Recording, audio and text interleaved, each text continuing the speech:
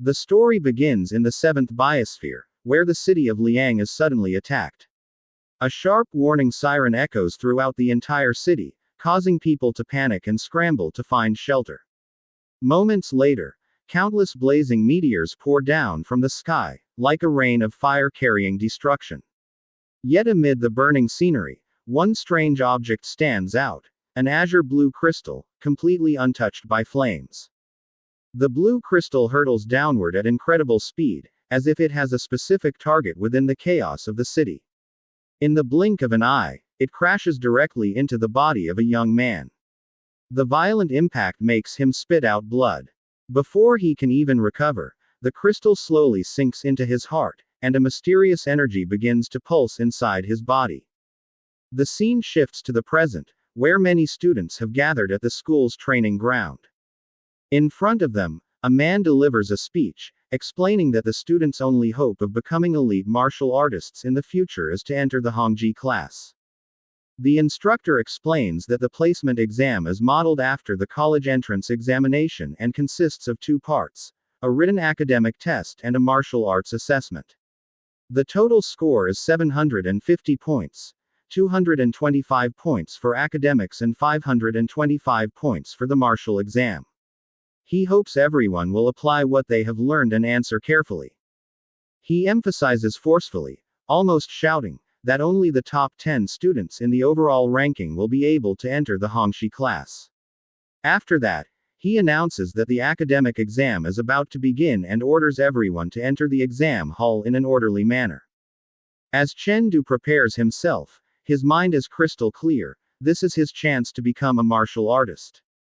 He recalls his first year of high school, when he suddenly lost consciousness and fell into a coma. Out of concern for his health, his parents were forced to apply for 2 years of medical leave for him. Now, he knows that this is his final opportunity. He must seize it at all costs. While walking toward the exam hall, he is suddenly struck hard by another man. It turns out to be a group of bullies, and their leader, standing in the center, arrogantly asks whether Chen is really planning to take the exam. The man mockingly says that anyone can dream of entering the Hongji class, but Chen, who has been on leave for 2 years since his first year, still dares to participate in the examination. With a frightening smile and reddened eyes, the bully stretches out his hand as he speaks. He says that this kid truly has guts, getting sick, taking 2 years of leave, and now directly charging into the Hongji class exam. Does he really think he is some kind of genius? Before the bully can touch him, Chen immediately grabs the man's hand with his own palm, gripping it tightly with tremendous strength. Coldly, he says that he appreciates the concern, but the man should worry more about how he himself is going to pass his own exam. After that, Chen turns around and walks away without hesitation. One of the bullies comments that Chen was obviously bullied back in his first year, yet now he has become so arrogant. What if they teach him a lesson after the exam? Their leader stops them. In his mind, he has already noticed that the boy's grip strength is far from ordinary. He scolds his companions, asking if they have no brains at all. If they are caught now, they will definitely be disqualified. It would be better to wait for the martial exam later. With a sinister smile, he thinks that if he, accidentally, cripples Chen during the exam, no one would be able to complain. Chen is now seated at his desk. He looks at the question on the screen, which requires a short answer. Describe the current state of the world and the first day of the High Martial Calendar. This is common knowledge, so he immediately begins answering. He recalls that in the year 2842 of the Old Era, a civilization from another world was discovered and launched an invasion of Earth. Humanity retaliated with nuclear weapons, but after 2 years, they were completely defeated in the war. More than 5 billion lives were lost under global nuclear radiation. Amid the catastrophe, humans broke through the limits of their bodies and began to evolve. On August 27, in the year 2860 of the Old Era, the life intensity of all adults reached level 2. That day marked the end of the Old Era and the beginning of a new age, the first day of the High Martial Calendar. The second question concerns key figures who made major contributions during the First War of the High Martial Era. The third question discusses the erroneous policies proposed by various countries regarding the restoration of world order. After answering all the questions, he immediately submits the exam. He rubs his head, looking somewhat dejected, but in truth, he is thinking that, as expected, his score should be perfect. He was never actually in a coma for 2 years. Instead, due to a mysterious injury, he repeatedly entered a strange space. The rewards he obtained there awakened his mental power and granted him a photographic memory. Thus, even though he had not attended school for 2 years, his confidence remained intact. Unfortunately, the total score for academics is only 225 points. He still needs to prepare thoroughly for the martial arts exam. After class, he returns home and informs his father that he is back. His father replies that it is perfect timing and dinner is already ready. As Chen walks toward his father, a piece of paper falls from his pocket. His mother picks it up and scolds him for being too clumsy, reminding him to make sure he does not lose his exam administration ticket. At the dining table, his father lays out the dishes. After a moment, he places something on the table and asks Chen if he knows what it is. Chen is shocked to recognize it as qi blood powder. He immediately asks where his father got it. Instead of answering directly, his father smiles and says that since Chen is taking the Hongji class exam, he bought the qi blood powder to help improve his score. Chen says that he can pass even without it. His father places a hand on his shoulder and tells him not to worry. Even if he does not become a martial artist, the family can still support him. There is always a way to make a living. Hearing this, Chen smiles and nods. That night, Chen enters his room and sits on the bed. His thoughts are heavy. One bottle of qi blood powder costs 20,000, nearly draining the family's savings. In these times, if he does not become a martial artist, he cannot guarantee his family's safety. The outcome of tomorrow's exam depends on this very night. He begins to meditate. A blue flame forms in his palms, and his consciousness is drawn into another space, a frozen world surrounded by crystal. Moments later, monsters appear behind him. Since the time he fell into a coma, whenever he sleeps, he enters the crystal space. In this space, countless monsters exist with only one goal: to destroy the crystal, and his duty is to stop them. If the crystal is destroyed, he will fall into a coma again. But if he dies in battle while protecting it, he will immediately awaken in the real world, brimming with energy. At first, he was afraid to gamble with his life, so he repeatedly failed and fell into comas. Later, he discovered that dying in battle granted abundant energy. With each successful defense against a wave of monsters, his mental power increased slightly. As a result, his memory and comprehension became extraordinarily strong. After defeating a massive ape, notifications appear one after another, announcing that the next wave of monsters will arrive in 30 seconds. This is followed by a reminder that only the first successful defense grants rewards. One by one, he beheads the monsters with his sharp sword glowing with red energy. When it is over, he slowly walks away, leaving the corpses behind him. He lets out a sigh and opens his status panel. As he examines it, he realizes that his current stats are still not enough to enter the Hongxi class and become an elite martial artist. Immediately after, a notification appears announcing the arrival of the fifth wave of monsters. From the air, a gigantic red dragon appears, raging with fury, and immediately breathes out blazing flames. Chen dodges quickly, knowing full well that this is the monster's fire breath. Before he can regain his footing, it attacks again with its sharp claws. Seizing the opportunity, he leaps toward the dragon's arm. However, before he can climb up, the dragon suddenly strikes with a powerful tail sweep. He blocks it with his sword, spinning through the air until he lands above the monster. As blue energy envelops his entire body, he realizes that after experiencing countless deaths, he has finally mastered the dragon's attack patterns and rhythm. He unleashes the flowing light sword art, breeze in the forest. Wrapped in blue energy, he crashes downward and strikes the dragon directly in the abdomen. The dragon slams into the ground, letting out a scream of intense pain. Chen stands atop its body, gripping his trembling arm, thinking the monster might go berserk again. He made a brief miscalculation, but fortunately, he is not seriously injured. The dragon attacks once more, but he dodges swiftly. He forces himself to calm down, because he knows that this time, he will definitely win. After dodging, he jumped again and shot upward, landing directly on top of the dragon. He tried once more to attack the monster while gripping his sword tightly. However, the dragon seemed to anticipate his movement and immediately prepared to bite him. With a swift twist of his body, he narrowly avoided the danger.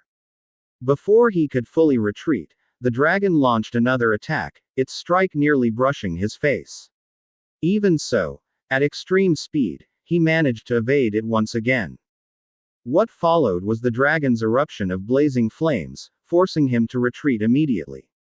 At that moment, he realized that no matter how powerful his opponent was, having a smaller body still came with advantages, one of them being speed. Using all his strength, he hurled his sword. It shot through the air at incredible speed, flying upward and striking the dragon squarely on the head.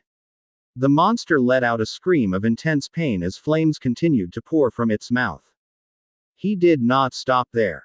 In an instant, he appeared behind the dragon and slashed down with all his strength, cutting from its head down along its back, shouting out his skill, drums and gongs beating loudly. After that, he thrust his sword with full force into the dragon's back. A burst of blue energy exploded, streaking upward into the sky and completely piercing through the monster's body. The dragon crashed to the ground with a thunderous boom. Yet even after it fell, he did not let his guard down.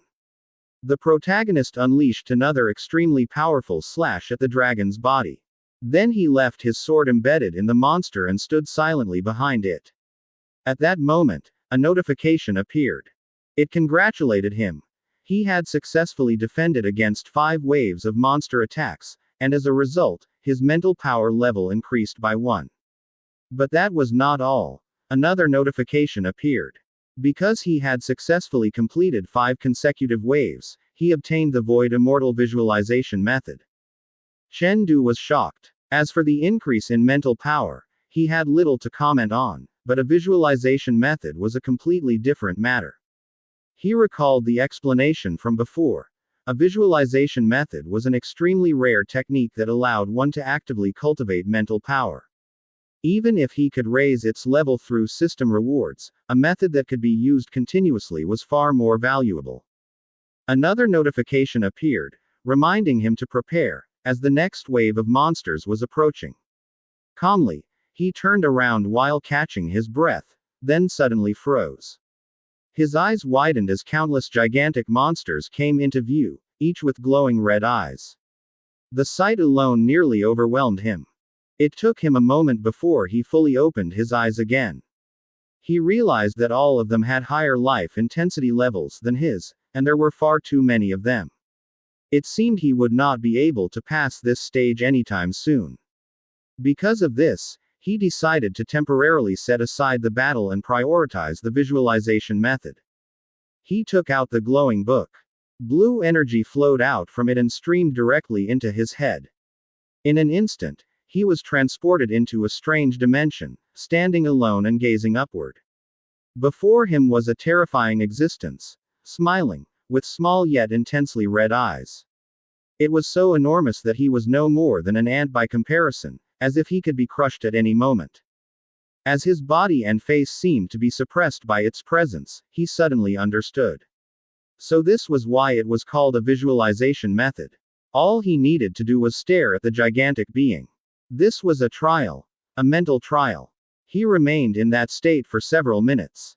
When his consciousness returned, he was already sitting on his bed, wrapped in a gentle blue energy. Moments later, the door to his room suddenly burst open. His younger sister called out to him, telling him that it was time to eat. Chen began changing his clothes, as his entire body was drenched in sweat from training. Jokingly, his sister said that he seemed more handsome now. Chen Du smiled and walked over, messing up her hair as he asked whether he had not always been handsome. His sister repeatedly nodded and begged him to stop messing with her hair. Her cheeks flushed red as she looked at her older brother. While looking in the mirror, Chen Du noticed changes in his body.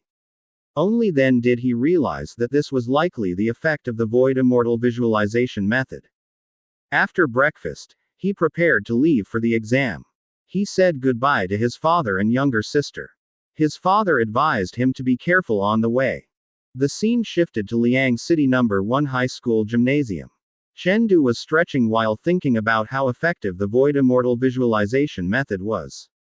He could clearly feel improvements in every aspect of his body. Suddenly, he turned around when someone spoke behind him, calling him the genius, Chen Du, who had supposedly suspended his studies for 2 years. 3 teenage bullies stood in front of him, grinning, and their leader said that Chen Du had ranked dead last before taking leave. Did he really still have the nerve to participate in the Hongji class assessment? In a mocking tone, they asked whether the great philanthropist was here to take the very last spot.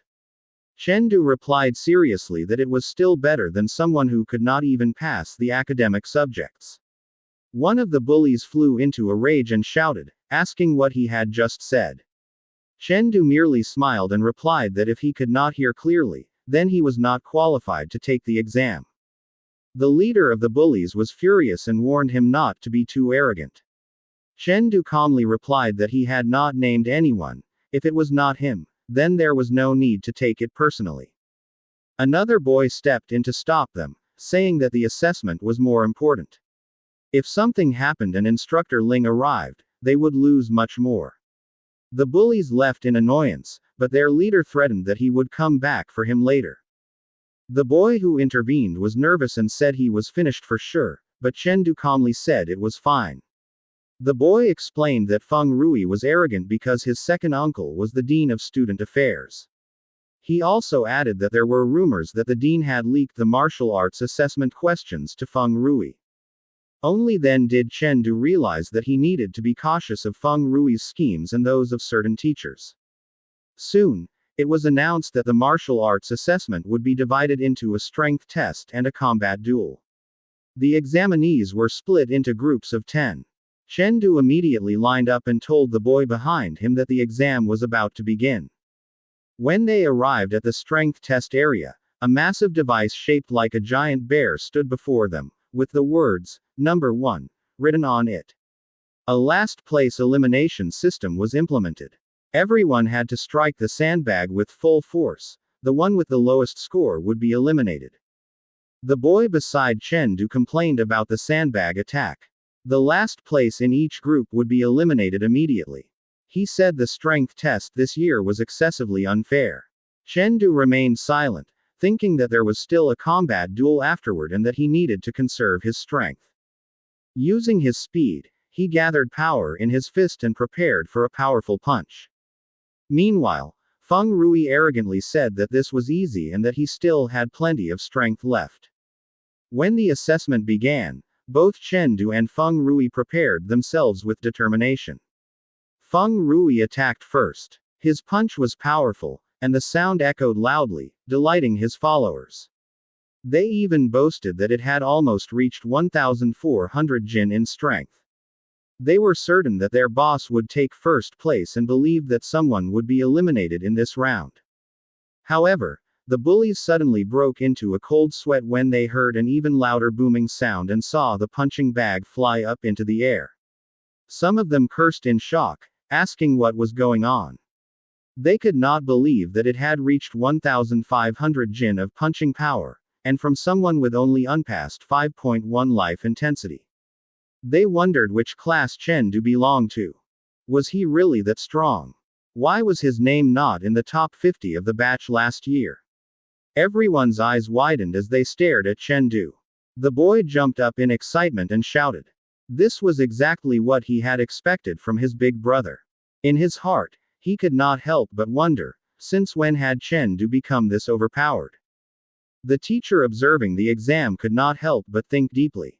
According to standard benchmarks, A life intensity of 5.1 corresponded to only about 1000 jin of punching force. Yet Chen Du had recorded 1500 jin. Even within the Hongji class, almost no one could achieve such a result. His doubts grew stronger. Could there really be such a monster coming from an ordinary class? The possibility that Chen Du possessed a martial skill crossed his mind, but he immediately dismissed it. Even that would not be enough to explain such a huge gap. He stopped dwelling on it and promptly instructed his assistant to retrieve Chen Du's file. After reviewing the records, he learned that Chen Du was a student from a regular class who had suspended his studies for 2 years. The file stated that his martial skill had reached Tier 1, 55% back then. However, the teacher was certain that Chen Du's current level was far higher. He decided that in the afternoon, he would closely observe Chen Du's true strength. After the strength test, the teacher stood at the center of the ring and loudly announced that the students whose names were called should step onto the stage for the combat duel. The first name called was Chen Du, followed by Feng Rui. The students were shocked. Even though Chen Du had only just returned to school, his score in the strength test was extremely high. Some wondered whether he had a chance of winning. However, others quickly replied that it was impossible. Feng Rui was bound to win. In real combat, martial skill was what truly mattered. Brute strength alone was not enough. At the center of the stage, as the two prepared, Feng Rui arrogantly told Chen Du not to think that just because he had beaten him before, things would be the same now. Chen Du smiled and, in a faintly mocking tone, replied that he hoped Feng Rui would still be able to remain arrogant later. Feng Rui moved immediately. He leapt forward and used his martial arts stops war, launching an extremely fast series of attacks. Chen Du calmly dodged each movement. He blocked the final strike with his sword. With just a few simple moves, he managed to land a hit, striking Feng Rui in the face and causing his nose to bleed. The force of the blow nearly knocked Feng Rui backward, sending him skidding across the floor. Feng Rui burned with rage. In his mind, he was the one who deserved to enter the Hongji class. His eyes reddened with fury as crimson energy enveloped his body. He launched another attack, the technique he called well-preserved reputation. Bursts of energy shot out in succession like threads, flying toward Chen Du. Chen Du dodged and blocked them one by one with his sword. Feng Rui leapt again and unleashed a powerful slash, shouting for Chen Du to die. Part of the stage was shattered by the force of the attack, yet Chen Du suffered only minor damage, barely more than a scratch. Chen Du realized that fighting a human was completely different from battling monsters in the crystal space. Feng Rui once again gathered energy in his hand and swiftly released a devastating blast. Chen Du met it head-on with his sword, which glowed with blue light. Their attacks collided, causing a violent explosion and a deafening shockwave that echoed through the area. Immediately after, Chen Du suddenly unleashed a flurry of attacks. Feng Rui was caught off guard. His weapon was nearly knocked from his hands. A powerful wave of blue energy swept past him. Behind Feng Rui, a leaf drifted gently downward, but in an instant, Chen Du sliced through it. That single slash inflicted severe damage on Feng Rui, and blood spurted out. Even so, Feng Rui refused to give up. He pulled out a dagger from his side and charged forward again, attempting to stab Chen Du. But before he could succeed, Chen Du delivered a heavy punch straight to his face. Feng Rui was sent flying off the stage, nearly losing consciousness. All the students were stunned. Some even wondered if they were dreaming. The boy accompanying Chen Du was completely dumbfounded. He never imagined that the dark horse would be his own big brother. The students behind them could hardly believe their eyes. Some cursed under their breath, while others whispered, asking whether Chen Du had taken drugs. The teacher immediately ordered the medical team to check on Feng Rui's condition, while instructing the next students to prepare for their duels. As Chen Du was about to leave, Instructor Ling stopped him. Ling approached him, and Chen Du immediately bowed, explaining that he had been in a hurry earlier and had not fully controlled his strength, so he apologized. Instructor Ling smiled and said that injuries were normal in combat duels. He advised Chen Du to be more careful next time and not to forget to stretch after returning home, as it was obvious that he had exerted himself in the fight. Chen Du thanked him and left. As Instructor Ling watched him go, he thought to himself that Feng Rui had been utterly defeated, yet Chen Du did not have even a single visible injury, clearly the result of an overwhelming gap in martial skill. The teacher instructed Wang Kai to call the principal, who responded immediately. After that, Chen Du walked toward the virtual combat capsule. It was still early, and his father and younger sister had not yet returned home. In his mind, even though he did not have a permanent sparring partner, it was fortunate that the school had such facilities. By lying inside the capsule, he could be matched with martial artists of a similar level. Since he usually fought monsters in the crystal space, he had rarely used the virtual combat system, so his rank was still only bronze.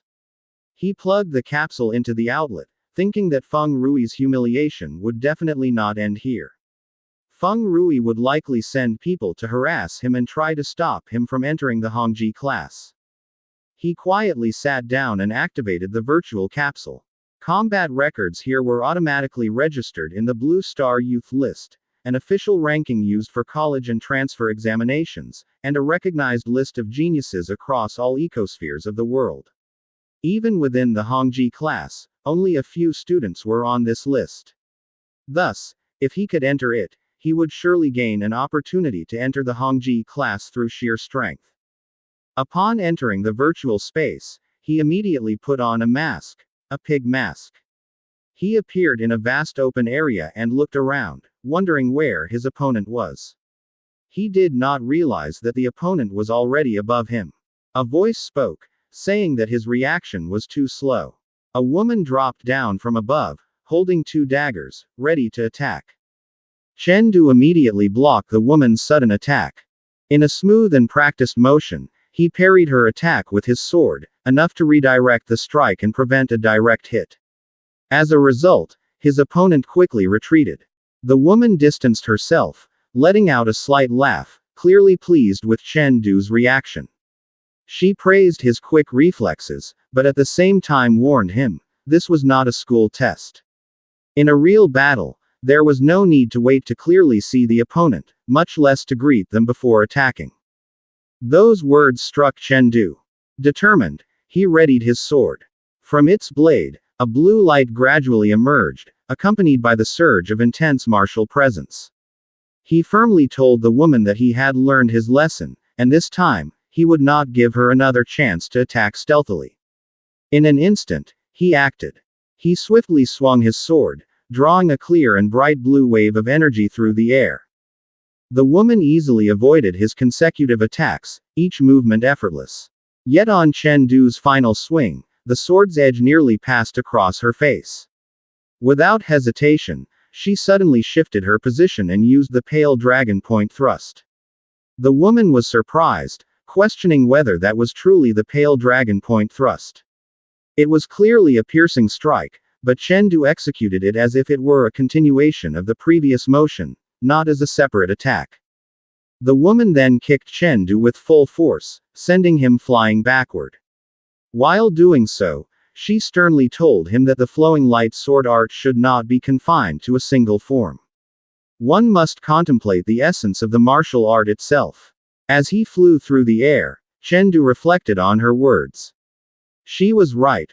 Why had he limited his sword's movements to one form? Yet he couldn't help but wonder how she knew his sword technique. He dodged her next rapid attack, but this time his pig-shaped mask was torn. In the blink of an eye, the woman appeared before him and firmly warned him not to lose focus. It was then that Chen Du fully realized the strength of his opponent. He could not even discern what foundational martial arts she had studied. He tried to meet the next attack head-on, but once again, the woman changed her position. She appeared above him, preparing another strike. She attacked with purple energy, fast and fierce, scolding him for being careless. Chen Du could only curse silently in his mind, calling her a cheating camper. At the same moment, a system window appeared. He had been defeated, losing 10 victory points. Sitting in the virtual space, he seriously reflected on what had happened. He knew that if it were purely a matter of raw strength, he had a chance to win. But his opponent had chosen stealthy attacks. Slowly, he removed his mask and told himself he needed to rethink his martial arts approach. The flowing light sword art had 4 forms, and at present, he had yet to fully control the pale dragon point thrust as a pure piercing move. Its nature was close to that of an assassin, silent, sudden, and lethal. That was when he had an idea. An assassin excelled at stealth attacks, secret and unexpected movements. He realized that his fighting style had been too direct. He wanted to try this new perspective in a real battle. Once again, he pressed the holographic keyboard. A massive man appeared before him, holding a chain with a large iron ball at the end. Chen smiled bitterly. He had just come from a fight against a sneak attacker, and now he faced a natural counter to his weapon. He couldn't help but wonder what kind of godlike matchmaking system this was. Yet he did not hesitate. He ran swiftly, preparing to strike. His sword glowed blue once more, and with full confidence, he unleashed his martial arts. In front of the giant man, his speed and technique were clearly evident. He swung his sword, leaving a blue wave of energy, and shouted, painting the ground as a prison. It struck the man's abdomen but was insufficient to cause serious damage.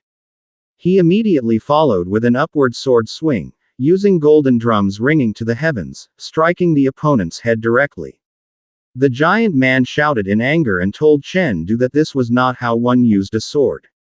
He warned Chen not to assume that just because he was slightly stronger, he could do whatever he wished. He swung his weapon and hurled the large iron ball toward Chen with full force. Chen showed no fear. As the iron ball approached, he calmly asked if that was really the case. Before the weapon could strike, he activated Breeze in the forest. He pierced the iron ball repeatedly, and due to his strength and speed, the weapon nearly bounced back toward the giant man. In a sudden motion, Chen was on top of his opponent, his sword pointed at the man's neck. The man was shocked, questioning if Chen hadn't just been standing in front of him moments ago. Before he could react, Chen, without hesitation, used the pale dragon point thrust. He thrust his sword with full force, wrapped in blue energy, straight into the opponent's neck. A system notification appeared. He had won against Wang Dachui and received 10 victory points. After the battle, he reappeared in the virtual space, unable to believe what had just happened.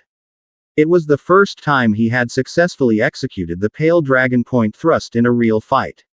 He finally understood why mastery of the sword did not mean sticking to a single form. True skill lay in adaptability. One could be firm or soft, exposed or hidden, move like lightning or flow smoothly and continuously. As the final form of the flowing light sword art, the pale dragon point thrust had taught him an important lesson. The sword could be used openly and honorably, but it could also be silent and deceptive. He smiled quietly as he observed his sword and softly told himself. The sword is a weapon without a fixed form.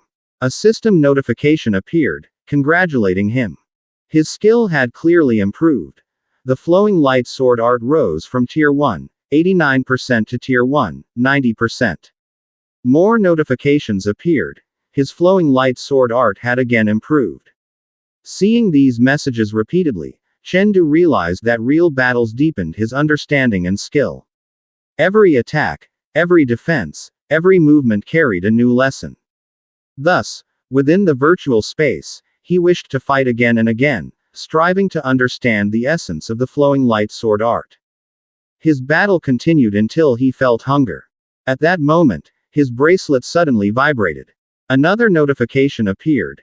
He was congratulated for entering the top 10,000 of the Blue Star Youth list. Chen could not believe what he saw. His name was listed on the Blue Star Youth list, an honor he had not expected.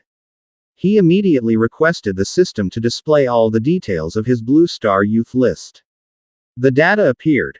His ranking was 6,219th. But that was not all. On the 7th Biosphere Youth list, he was ranked 654th. On the Giant Bear Realm Youth List, 55th. On the Purple Cloud District Youth List, 7th. On the Liang City Youth List, he was listed first. Chen Du was overjoyed. He had not expected that after acquiring the Pale Dragon Point Thrust, he would become number 1 on the Liang City Youth List. This guaranteed his spot in the Hongxi class, a class for elite students with potential to become the strongest. The scene shifted outside Liang City number 1 high school. Many students were walking toward the school, including Chen Du. He suddenly froze as someone called his name. A teacher, visibly furious, approached and scolded him loudly. Did he not know how to greet a teacher? Where was his manners? The teacher was Feng Ligyu, dean of students at Liang City number 1 high school and the second uncle of Feng Rui. Chen Du was shocked but quickly offered a proper greeting. Good day, teacher. In his mind, he wondered, who was this man? The teacher approached, pointing at him, saying that in the new semester he would conduct a general inspection of students' attire and conduct. He asked Chen Du what he was wearing. He answered seriously, the school uniform. Students nearly stifled their laughter. Some even commented that Chen Du might be in trouble because of the teacher's anger.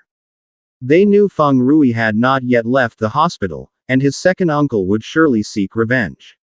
They had also heard rumors that Chen Du had won because he allegedly took banned substances, making his victory deserved. A student could not believe it, thinking Chen Du must be extremely strong. The furious teacher pointed at Chen Du's uniform, shouting that it was unacceptable. Chen Du calmly explained that everything was in accordance with school regulations. The teacher would not accept this, screaming angrily and suddenly swinging his stick. Chen Du immediately caught it with his hand. The teacher continued shouting, saying that Chen Du was defying discipline, opposing a teacher, and would be reported to the principal for expulsion. Amid the tension, someone suddenly asked, who is looking for him? Everyone turned toward the two approaching men. One was Li Mu, principal of Liang City number 1 high school, and the other was Wang Angquan, the mayor of Liang City. The teacher hurriedly pointed Chen Du out to the principal, but he was ignored. Li Mu immediately approached Chen Du politely and asked if he was indeed Chen Du. Chen Du nodded in response. He spoke respectfully as the principal explained that they had come specifically to see him. The principal also introduced Mayor Wang, who directly placed a hand on Chen Du's shoulder as a sign of respect. Chen Du bowed to both the mayor and the principal, then asked if he could know why they were looking for him. The mayor explained that Chen Du had become number 1 on the Liang City Youth List and had entered the top 10,000 of the Blue Star Youth List. They needed to see what kind of talent he possessed. The mayor joked with a laugh, what kind of monster is this? The teacher and the students were utterly shocked. They could not believe that Chen Du had entered the Blue Star Youth List in the top 10,000, a feat exceeding everyone's expectations.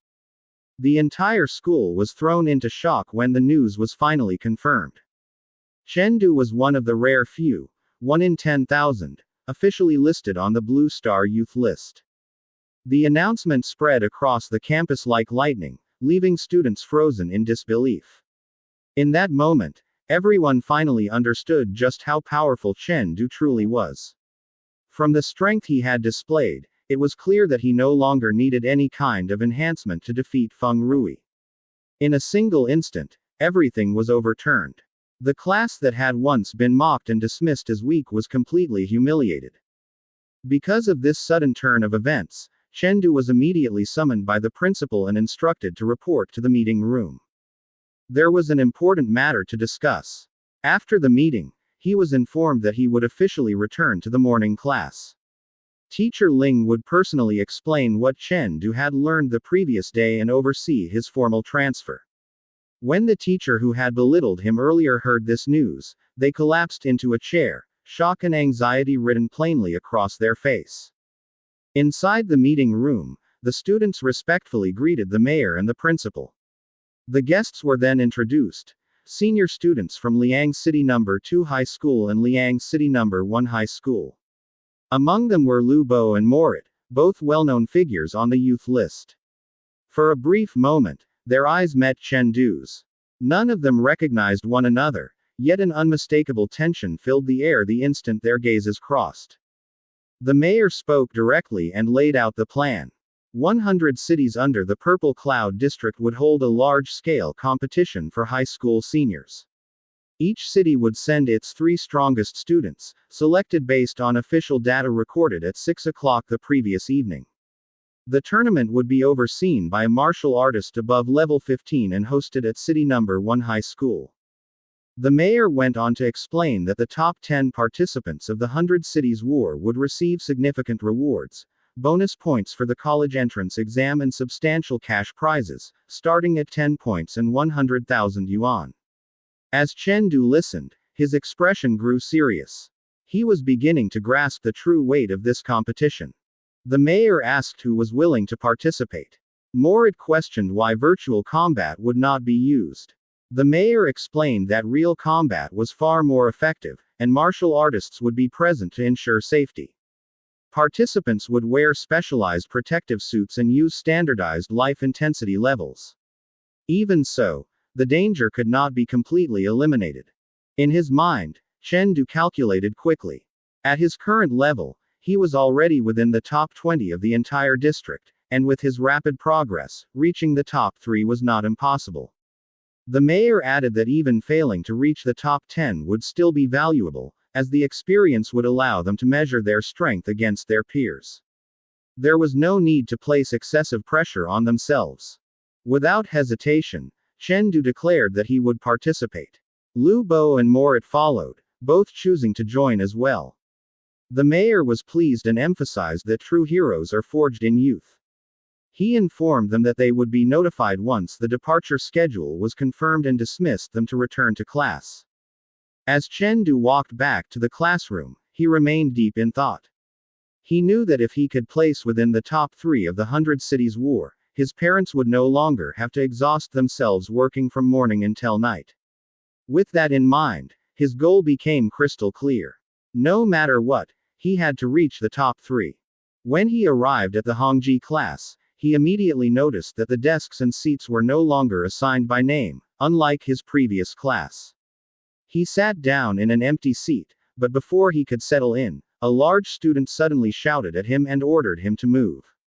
The student grabbed Chen by the shoulder and demanded to know who he was and whether he was worthy of sitting there. Chen looked up at the towering figure and couldn't help thinking it felt like a bear had wandered into the classroom. The student's name was Pang Hu, one of the top 10 students in the Hongji class. Chen slammed his hand down on the desk, a quiet but unmistakable warning.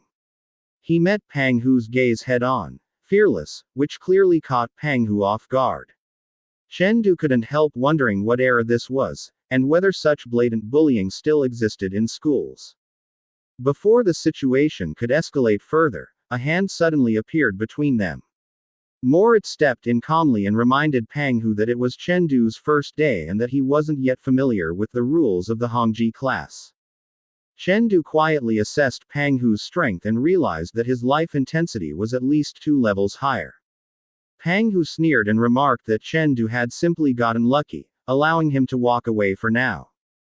After Pang Hu left, Morit explained the class system. In the Hongji class, power hierarchy was determined by seat number. Every month, real combat battles were held to rank students, and those in the bottom 10 were forced to stand throughout class for an entire month. Only then did Chen fully understand how brutal the competition within the honors class truly was. Although the seat rankings for the month had already been set, Chen was informed that he would be allowed to issue a challenge to obtain a seat number. When he asked whether there were benefits beyond simply sitting, he was told that rankings determined the monthly resource subsidy. The higher the rank, the greater the rewards. That made the challenge worthwhile. When the instructor arrived, Chen was ordered to report to the combat room. The rules were explained clearly. A challenger could issue up to 3 challenges, and the seat number would be decided through real combat results. Without hesitation, Chen raised his hand and declared that he would challenge the 10th seat. The instructor froze, and the entire class erupted in shock. On his very first day, he was challenging a top 10 position.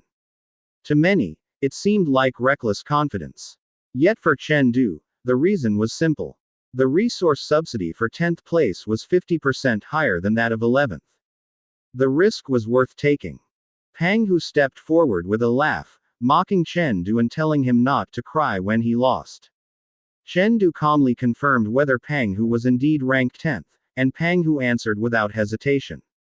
The instructor ordered Pang Hu to put on his protective gear and enter the arena. As the instructor watched Chen Du, he couldn't help thinking that the boy seemed overly eager to prove himself. But sometimes, it was precisely this kind of hardship that forged a true warrior. Inside the arena, Chen Du and Pang Hu stood facing each other. At the signal to begin, the battle officially started, the first true trial of Chen Du within the world of the Hongji class, a place where strength alone ruled everything. With a smug grin, Pang Hu asked whether Chen Du was ready. His voice dripped with mockery as he told Chen Du to prepare himself. Soon enough, he'd be hugging Pang Hu's leg, crying and begging for mercy. Chen Du's reply was cold and brief. As a faint blue aura began to seep from his body, he simply said, "Let's see." In the next instant, Pang Hu moved. His massive weapon swung forward at terrifying speed, the strike aimed straight at Chen Du's face. Before the blow could fully land, Pang Hu shouted arrogantly, declaring that Chen Du's reaction was far too slow. That shout sent unease through the watching students. One by one, they began analyzing the fight. From their observations, Chen Du's life intensity was a full level lower than Pang Hu's. In battles like this, even a 0.1 gap could determine victory, let alone an entire level. To them, the fight was already over. Chen Du was guaranteed to lose. Yet amid the ridicule, Teacher Lim noticed something strange. His gaze sharpened as he carefully examined Chen Du's data. Chen Du's life intensity had reached 5.2. That shocked him. Just yesterday, it had been 5.1. Only one day had passed. How could it increase so quickly? Meanwhile, Pang Hu laughed loudly, confidently declaring Chen Du defeated. He swung his weapon again with full force. But suddenly, his expression changed. He felt nothing connect. Startled, Pang Hu looked down. There stood Chen Du, steady, calm, and already positioned to counterattack. A brief silence followed. Then Chen Du smiled faintly. In the next instant, he unleashed his move. Pale Dragon Point Thrust. A sharp, explosive burst of blue energy erupted from Chen Du's body, slamming directly into Pang Hu's massive frame. The impact sent Pang Hu flying through the air before he crashed heavily onto the ground. The crowd froze. Immediately, Teacher Lim grabbed Chen Du's arm. Shock was written all over his face as he recognized the technique. He demanded to know whether Chen Du's martial skill had already reached Tier 1 Perfect. Chen Du calmly explained that he had simply gotten lucky and broken through last night. But to Teacher Lim, that explanation was even more terrifying. Advancing nearly 10% overnight was nothing short of unbelievable. Teacher Lim snapped out of his thoughts when Chen Du gestured toward the hand still gripping his arm. With an embarrassed sigh, the teacher let go and straightened himself. Then, in a loud, firm voice, he announced the result. Chen Du wins. The entire room erupted in disbelief. Winning despite being a full level lower was already shocking, but defeating his opponent with a single attack was beyond imagination. Even more, it hadn't expected Chen Du to be a late-blooming genius. Because of his victory, Chen Du claimed seat number 10. Teacher Lim asked if he wanted to continue challenging higher seats, but Chen Du declined. Even if he climbed a few more ranks, the increase in resources wouldn't be significant. Conserving his strength was the smarter choice. After the battle, Morid and several students rushed over, asking to add Chen Du on WeChat for easier communication. Though confused, Chen Du accepted. Even Pang Hu, who had been so arrogant earlier, suddenly humbled himself. He hugged Chen Du's leg, apologized repeatedly, and begged him not to take his earlier words to heart.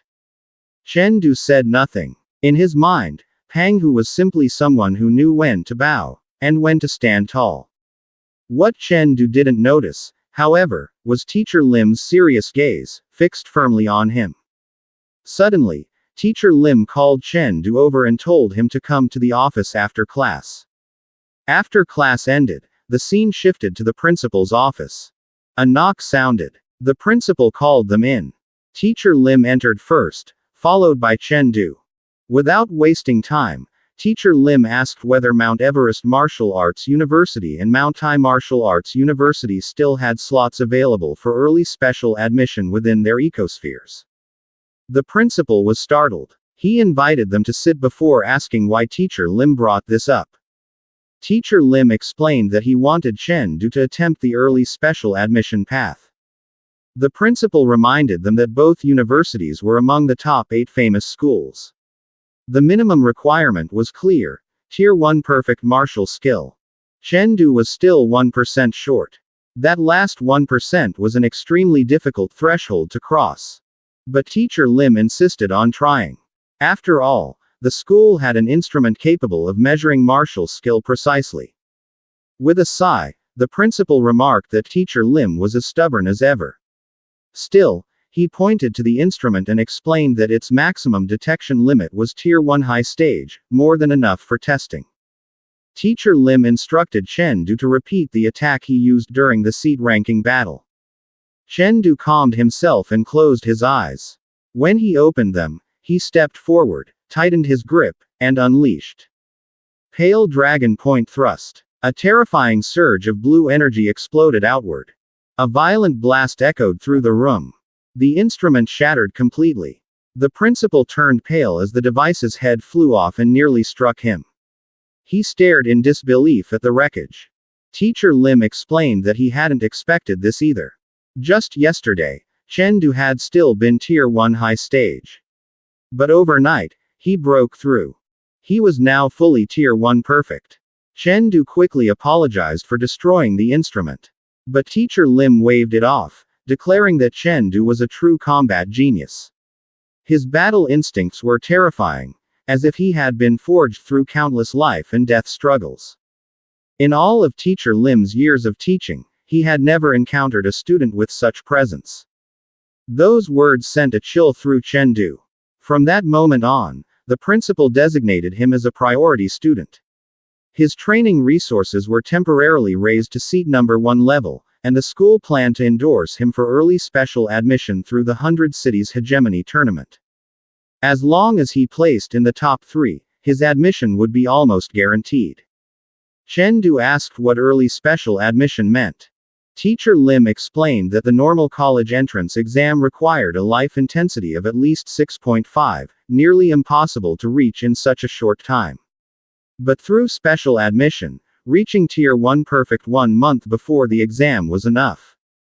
After the tournament, professors from Mount Everest and Mount Tai would personally conduct the assessment.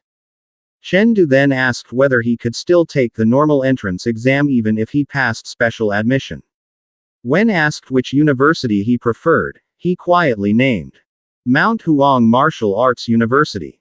The teachers were surprised. Resource-wise, the top 8 schools were nearly identical. Chen Du then explained why. 6 years ago, the giant race attacked the Cloud Thunder district of Lake West City. Even after the City Defense Corps arrived, manpower was insufficient. The result was hundreds of thousands of deaths. All Chen Du wanted was for his family to live safely and peacefully. And if disaster ever struck Liang City, he wanted to be close enough to return immediately, to save them. At that moment, Teacher Lim understood. Such thoughts usually came from those who had already lost their families. But Chen Du, still young, with his family intact, already carried this sense of responsibility. And then Teacher Lim realized.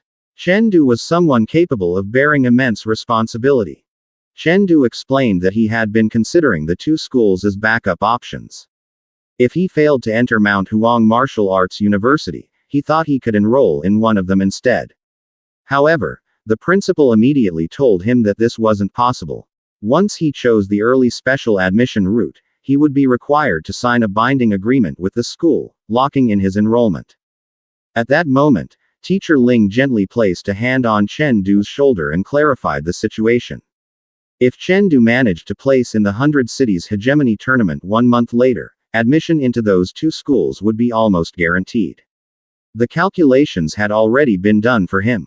With early special admission, the required score could even be lowered by an additional 100 points. However, if he chose not to take early special admission, the conditions would be far harsher. His life intensity would need to reach at least 6.5, and his college entrance exam score could only be reduced by a maximum of 30 points. Based on past experience, Teacher Ling advised him not to gamble with his future. Chen Du smiled lightly, thanked both the teacher and the principal, and said he would think carefully before deciding. After the discussion ended, he walked out through the school gates. As he made his way home, his thoughts became clear. Early special admission wouldn't begin until after the 100 Cities Hegemony tournament, which was still more than a month away. From now until the college entrance exam, he planned to live inside the exclusive martial arts training room provided by the school and focus entirely on strengthening himself. During that time, he also intended to test whether medical methods could accelerate the growth of his life intensity. He knew the necessary resources were available. After all, they belonged to the Technology Martial Palace. Within the High Martial Civilization, 3 supreme forces worked together to safeguard humanity's future. The first was the Extreme Martial Palace, responsible for confronting alien civilizations. The second was the Technology Martial Palace, which enhanced humanity's overall strength. The third was the Martial Artist Alliance, tasked with maintaining social order among humans. The Technology Martial Palace had been founded by Durags, recognized as the second strongest individual in the entire civilization. Though his combat power was inferior to Yan, no one could deny his immense contributions to humanity's progress. When Chen Du arrived at a Technology Martial Palace outlet, a woman greeted him politely and asked how she could assist him. Calmly, he stated that he wished to purchase 3 boxes of Thunder Chi blood pills. The woman explained that the pills couldn't be sold directly. Buyers had to pass an endurance test first and invited him to follow her. Chen Du hesitated briefly. He knew the Thunder Chi blood pills were among the best Chi blood medicines available to ordinary people before becoming full martial artists, but they came with serious risks. Once consumed, the medicinal effect turned into lightning that surged through the meridians. If the user failed to maintain intense concentration for 30 minutes, the lightning could spiral out of control and cause severe danger. That was why the endurance test was mandatory. When asked if he was ready, Chen Du answered calmly that he was. He placed his hand on a large testing screen. The woman turned away to initiate the process, then suddenly froze, shock flashing across her face as she stared at the display. Moments later, Chen Du could be seen leaving, while the woman hurriedly contacted the technical department, reporting a possible malfunction in the testing machine. The scene shifted to Chen Du's private martial arts room. He carefully read the instructions on the medicine he had purchased. 1 pill per day for 10 consecutive days constituted a single cycle. At most, 3 pills could be taken at once, still counting as one 10-day cycle. A warning was clearly stated. Taking 3 pills simultaneously would cause pain 5 times greater than a single pill. Regardless of dosage, the effect would last 30 minutes. After 3 to 5 cycles, antibodies would form, and the medicine's effectiveness would gradually weaken. Chen Du realized that the endurance test he had taken earlier represented only half the pain of a single pill, almost trivial. Taking 3 pills at once would mean pain 10 times greater. Even so, he believed he could endure it. Without hesitation, he swallowed all 3 pills. The moment the medicine took effect, his eyes widened. Violent lightning surged through his entire body. He clenched his teeth and endured the unbearable pain. Eventually, the lightning faded, though his body continued to tremble. Only then did he realize it was over. He took a deep breath, drenched in sweat. A notification appeared. Life intensity increased from 5.2 to 5.3. A smile spread across his face. He was now only 1 step away from 6.5. As his life intensity continued rising at an accelerated pace, Chen Du made a decision. He would abandon the early special admission route. He had originally planned to rely on the pills for an entire month, but given his body's condition, 10 days might already be the limit. Based on the funds in his card, he could only last 55 days. That meant he had no choice but to place within the top 2 of the 100 cities hegemony tournament to secure enough funding to continue growing. Not long after, Chen collapsed onto the floor. He hadn't expected the Thunder Chi blood pills to hit so hard on the first use. The residual lightning energy left him temporarily unable to move. Since his body couldn't act, he decided to strengthen his mind instead and entered crystal space. Throughout the night, he fought green firefly giants. Although he didn't fully defeat them, his mental power increased significantly. When he returned, he stretched his hand and smiled faintly, the battle still vivid in his memory. Soon after, the school's resource subsidy arrived. Filled with anticipation, Chen headed to class. The instructor introduced a combat method for martial artists, mental power attachment. The teacher's name was Yadai, the mental power instructor of Hongji class and a member of the Martial Artist Alliance. Chen quickly realized this was a special course exclusive to Hongji class. Only students with Tier 2 mental power were qualified to learn it. He also noticed that the teacher's life intensity exceeded 15. The teacher explained that as martial skills increased, physical strength naturally improved. However, when mental power was used correctly, it could achieve twice the result with half the effort. Physical strength spread throughout the body, while mental power could concentrate excess strength at a single point, greatly increasing explosive force. The ability to mobilize every strand of strength across the body. That was the true role of mental power attachment.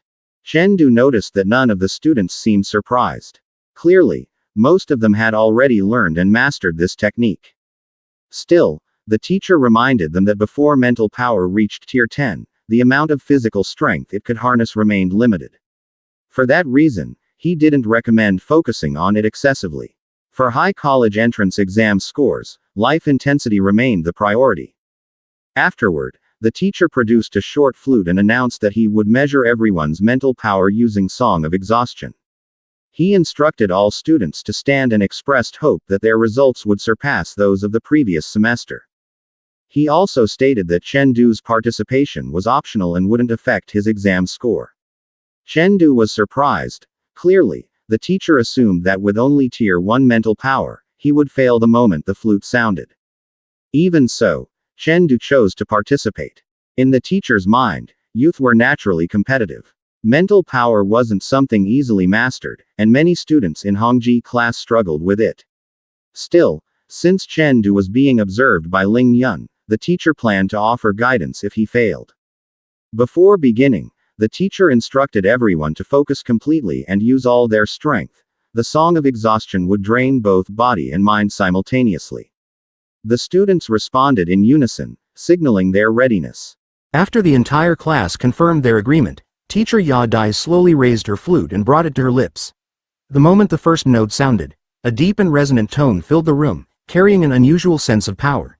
From the melody, strands of purple energy spread outward like mist, gradually expanding until the entire classroom was enveloped. Soon, a vague figure began to take shape in front of Chen. It was not completely physical, yet it carried a clear sense of threat. Within his consciousness, Chen was drawn into a mental battlefield against an opponent shaped by the teacher's power. Before he could fully assess the situation, a fierce kick rushed toward him. It nearly struck his arm, but he managed to brace himself in time. In that instant, he understood. This was mental-style physical hypnosis. Despite the sudden assault, he remained composed. A faint smile curved at the corner of his lips as he calmly parried the consecutive attacks.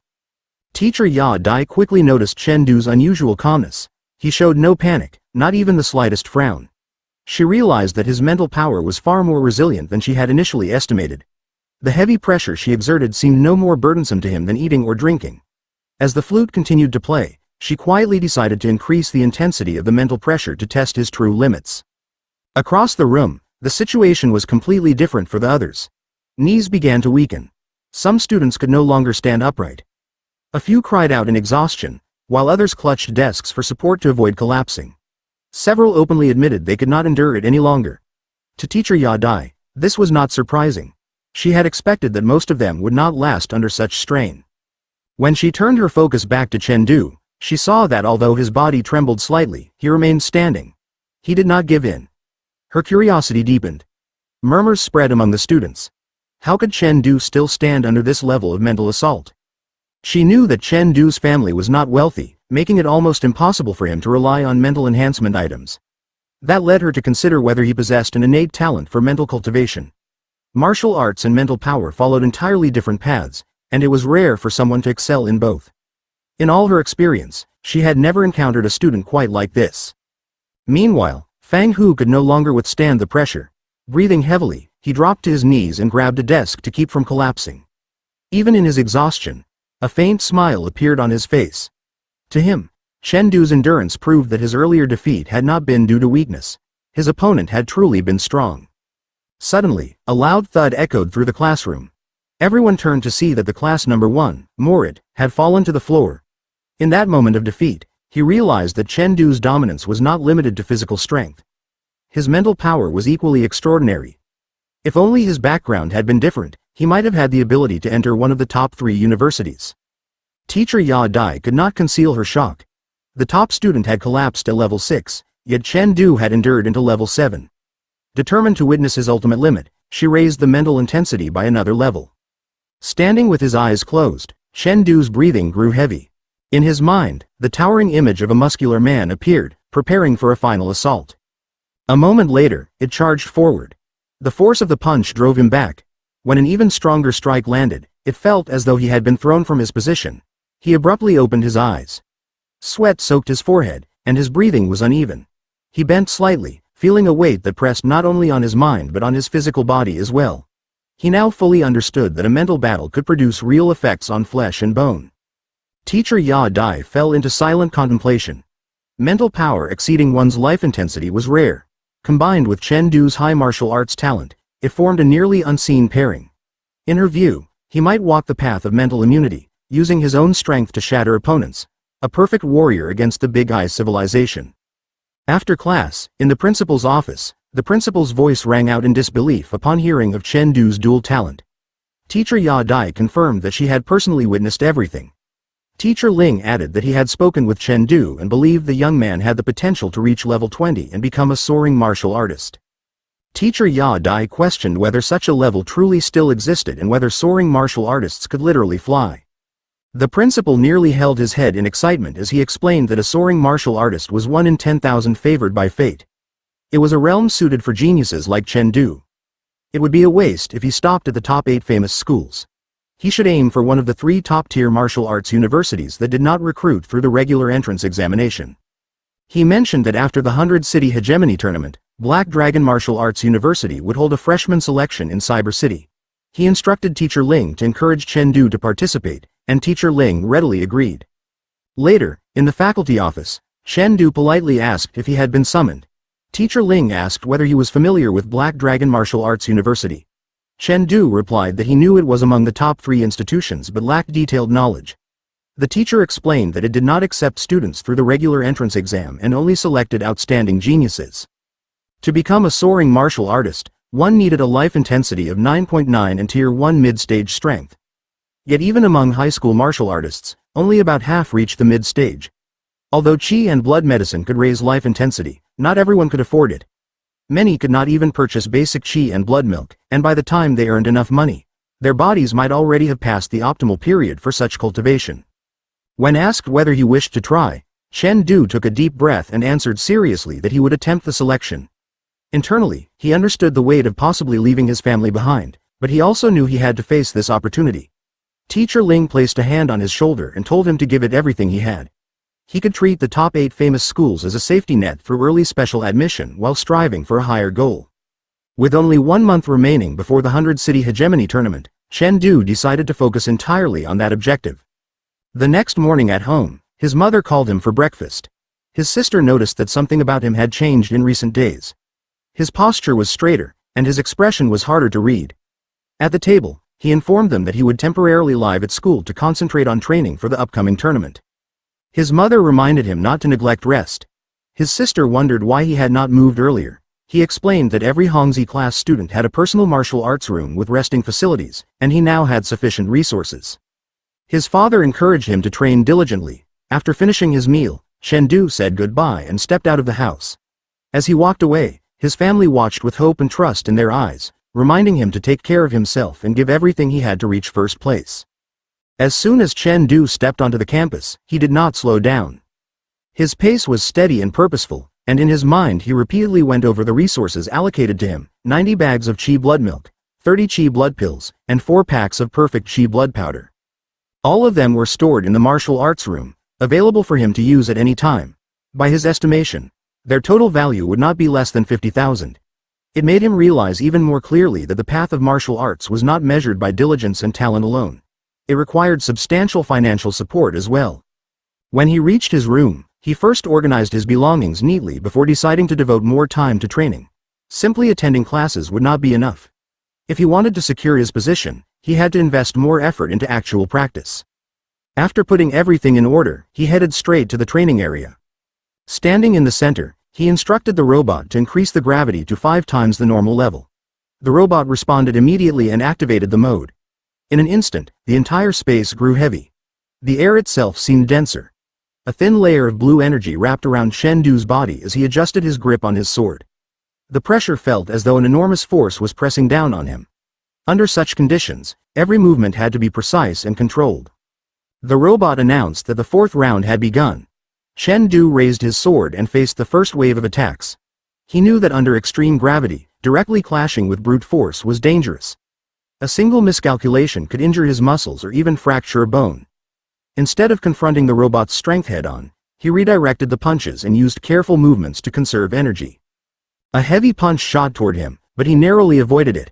The robot provided an analysis. His evasion success rate was high, but energy consumption remained significant.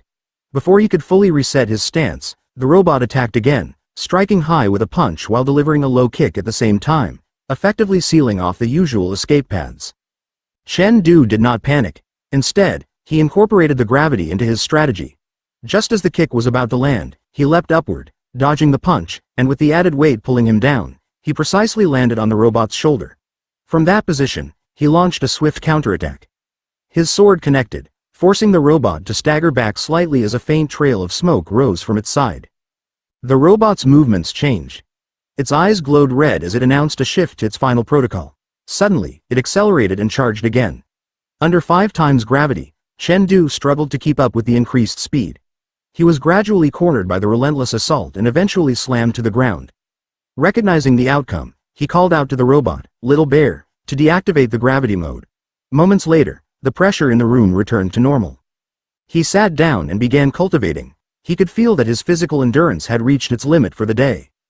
To avoid wasting time, he activated the Void Immortal Visualization method to strengthen his mental power while his body rested. In his mind, glowing eyes slowly emerged from the darkness, followed by the vague outline of a massive being watching him in silence. He did not retreat. Instead, he intensified the blue energy and confronted the image directly. After some time, he opened his eyes and noticed that his mental power had increased by 0.3. Even so, his body was exhausted and trembling slightly. He drank Qi blood milk to replenish his energy, but the effect was not enough to fully restore him. He decided to sleep. Before drifting off, he resolved to continue training in the crystal space. In his dream, his consciousness appeared within the crystal space. He pulled the sword from the ground, and the surroundings shifted immediately. One after another, green firefly giants materialized around him. The first time he had faced them, he had not understood their nature and had failed to defeat even one. Now, he was prepared to try again. Releasing the blue energy, he charged at one of the giants. He quickly observed that the green section on their bodies was not a mere marking but the source of their healing energy. Their defense was thick, and they possessed no other special abilities. Destroying that green core was clearly the key to bringing them down. As he leapt from one giant's head to another, he noticed that his movements felt lighter and more controlled than before. The gravity training had significantly improved his balance and timing. Because of this, he decided to continue using that method to strengthen himself. With another precise strike, one of the giants finally collapsed. As the battle continued, he understood that this kind of preparation would greatly increase his chances of entering the top 3 in the 100 Cities Hegemony tournament. Several days later, his team arrived in High City for the tournament itself. When they stepped into the hotel, Chen Du noticed the luxury of the surroundings. The lobby was elegant and meticulously maintained, far beyond anything he had experienced before. Instructor Ling excused himself to handle the arrival arrangements, leaving the students waiting. While they stood there, a loud voice suddenly echoed across the lobby.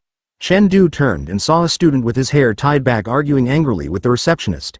It was Wu Sang from the Lu City participating team. He insisted that he had arrived on time and violated no rules, so he could not accept being treated as if he were at fault.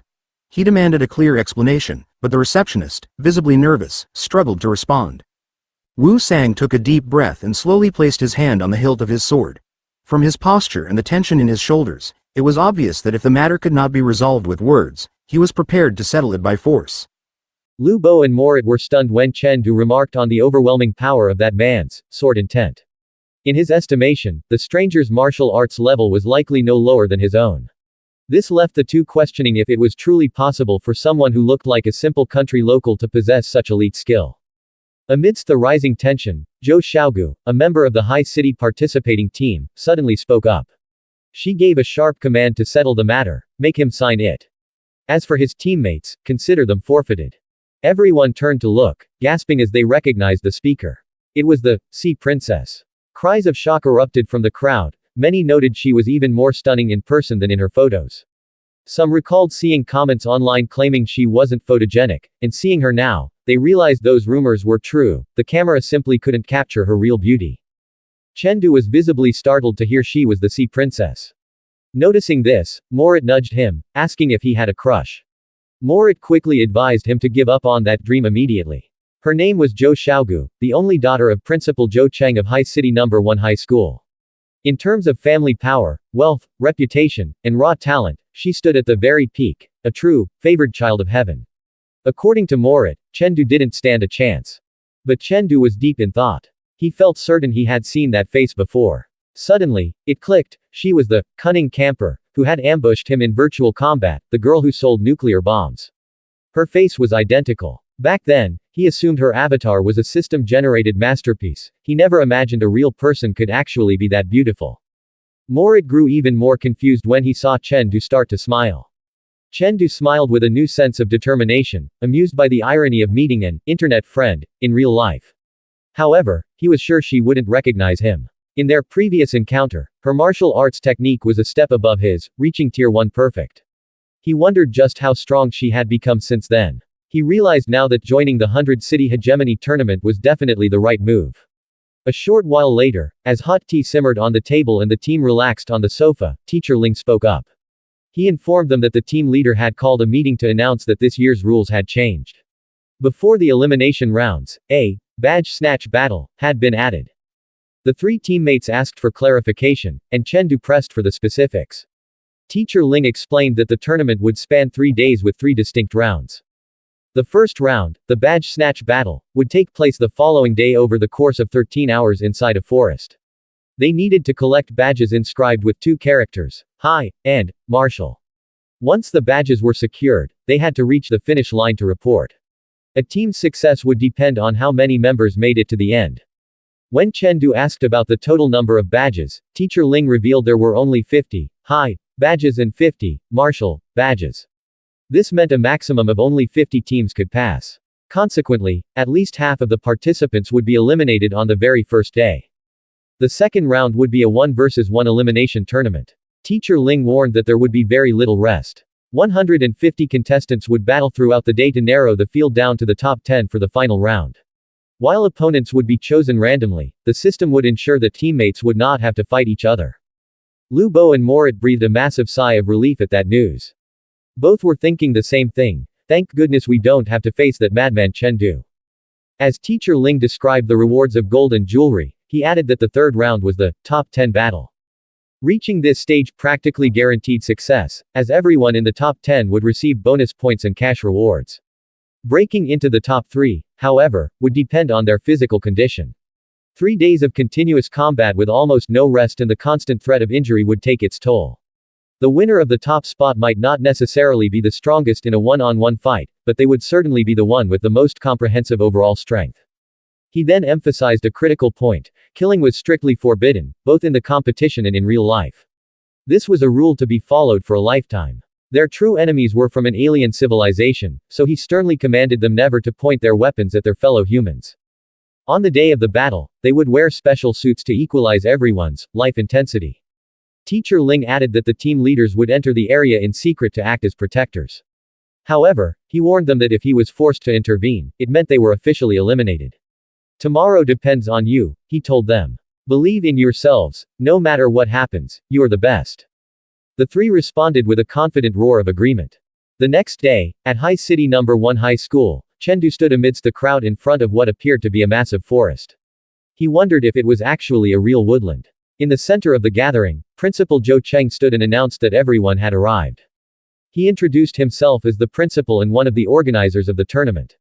He explained that the gate before them led to a forest that was part of a special environment unique to the school. It was a dimensional rift, formed hundreds of years ago when the 9 great planets, known as the Spirit Realm, collided. This specific area was the lowest difficulty level, a level 1 spirit realm known as the Forest Wolf Woods. Chen whispered to himself, questioning if this was truly the spirit realm, that mysterious, uninhabited space crawling with monsters. The principal added a reassuring note, explaining that there was no need for concern because the space was remarkably stable. It had been personally certified by Ryan, the founder of the Martial Artists Alliance and the third strongest person in the world, guaranteeing the area's structural integrity. However, the principal was blunt about the stakes. The trial still carried a genuine risk of death. He urged every participant to stay vigilant and look out for one another. He then signaled out a student named Wu Zhang, warning him not to assume he could operate as a lone wolf just because he arrived solo. The school would assign him teammates suited to his skill level. Instead of being relieved, Wu Zhang looked visibly annoyed, leaving Chen wondering why the guy seemed so frustrated by the arrangement. Using his iris authentication, the principal unlocked the massive gates. As they creaked open, he ordered everyone to prepare for entry into the Forest Wolf Woods. The students filed in one by one until they reached a massive, glowing sigil on the ground. Whispers filled the room as people wondered if they had already arrived at their destination. The principal smiled and clarified that the actual location of the spirit realm was a top-tier secret. What they were looking at was a magic array, a transport system to the Forest Wolf Woods. He explained it was a fail-safe meticulously crafted by their predecessors. If the dimensional rift were ever to collapse, this array would serve as an emergency exit to bring them back safely. A system announcement echoed through the hall, instructing everyone to step inside the array. In a matter of moments, each group would be teleported to a random spawn point within the woods. The map showed 300 marker points, but there was a catch. Only 100 held genuine badges, while the rest were fakes. The voice wished them luck and signaled the activation. A brilliant purple light erupted from the sigil, shooting upward toward the sky. In an instant, Chen was transported. Blinking against the sudden glare of the sun, he looked around, questioning if this was truly the place. Behind him, Morit asked which marker point they should head toward. Checking the system map, Chen noted that their luck seemed solid. There was a badge marker very close to their starting position. They decided to check it out immediately to see if it was the real deal. Morit and Lu Bo followed, grinning in agreement. After a short trek, they reached a spot marked by a large, tombstone-like pillar. They threw a stone at it to test for traps or fakes, and a moment later, a badge inscribed with the character, "Hi," materialized. Chen snatched it up. Examining the metal in his hand, he smiled, admitting he had expected the markers near the starting zone to be decoys. He hadn't expected to find a real badge so easily. Lu Bo clapped him on the back, ecstatic about their early lead, and suggested they hit the next marker point right away. But Chen Du's instincts suddenly flared. Without a second's hesitation, he lunged forward, grabbing Lu Bo and pulling him out of harm's way. 2 arrows thudded deep into the dirt where they had just been standing, a clear sign that they were being ambushed. Chen Du was surprised that anyone could be faster than his own team. He immediately readied his weapon as a group from Kun City blocked their path. The strangers wasted no time, demanding to know if they were from Liang City. They gave a blunt ultimatum. Hand over their badges immediately or face elimination.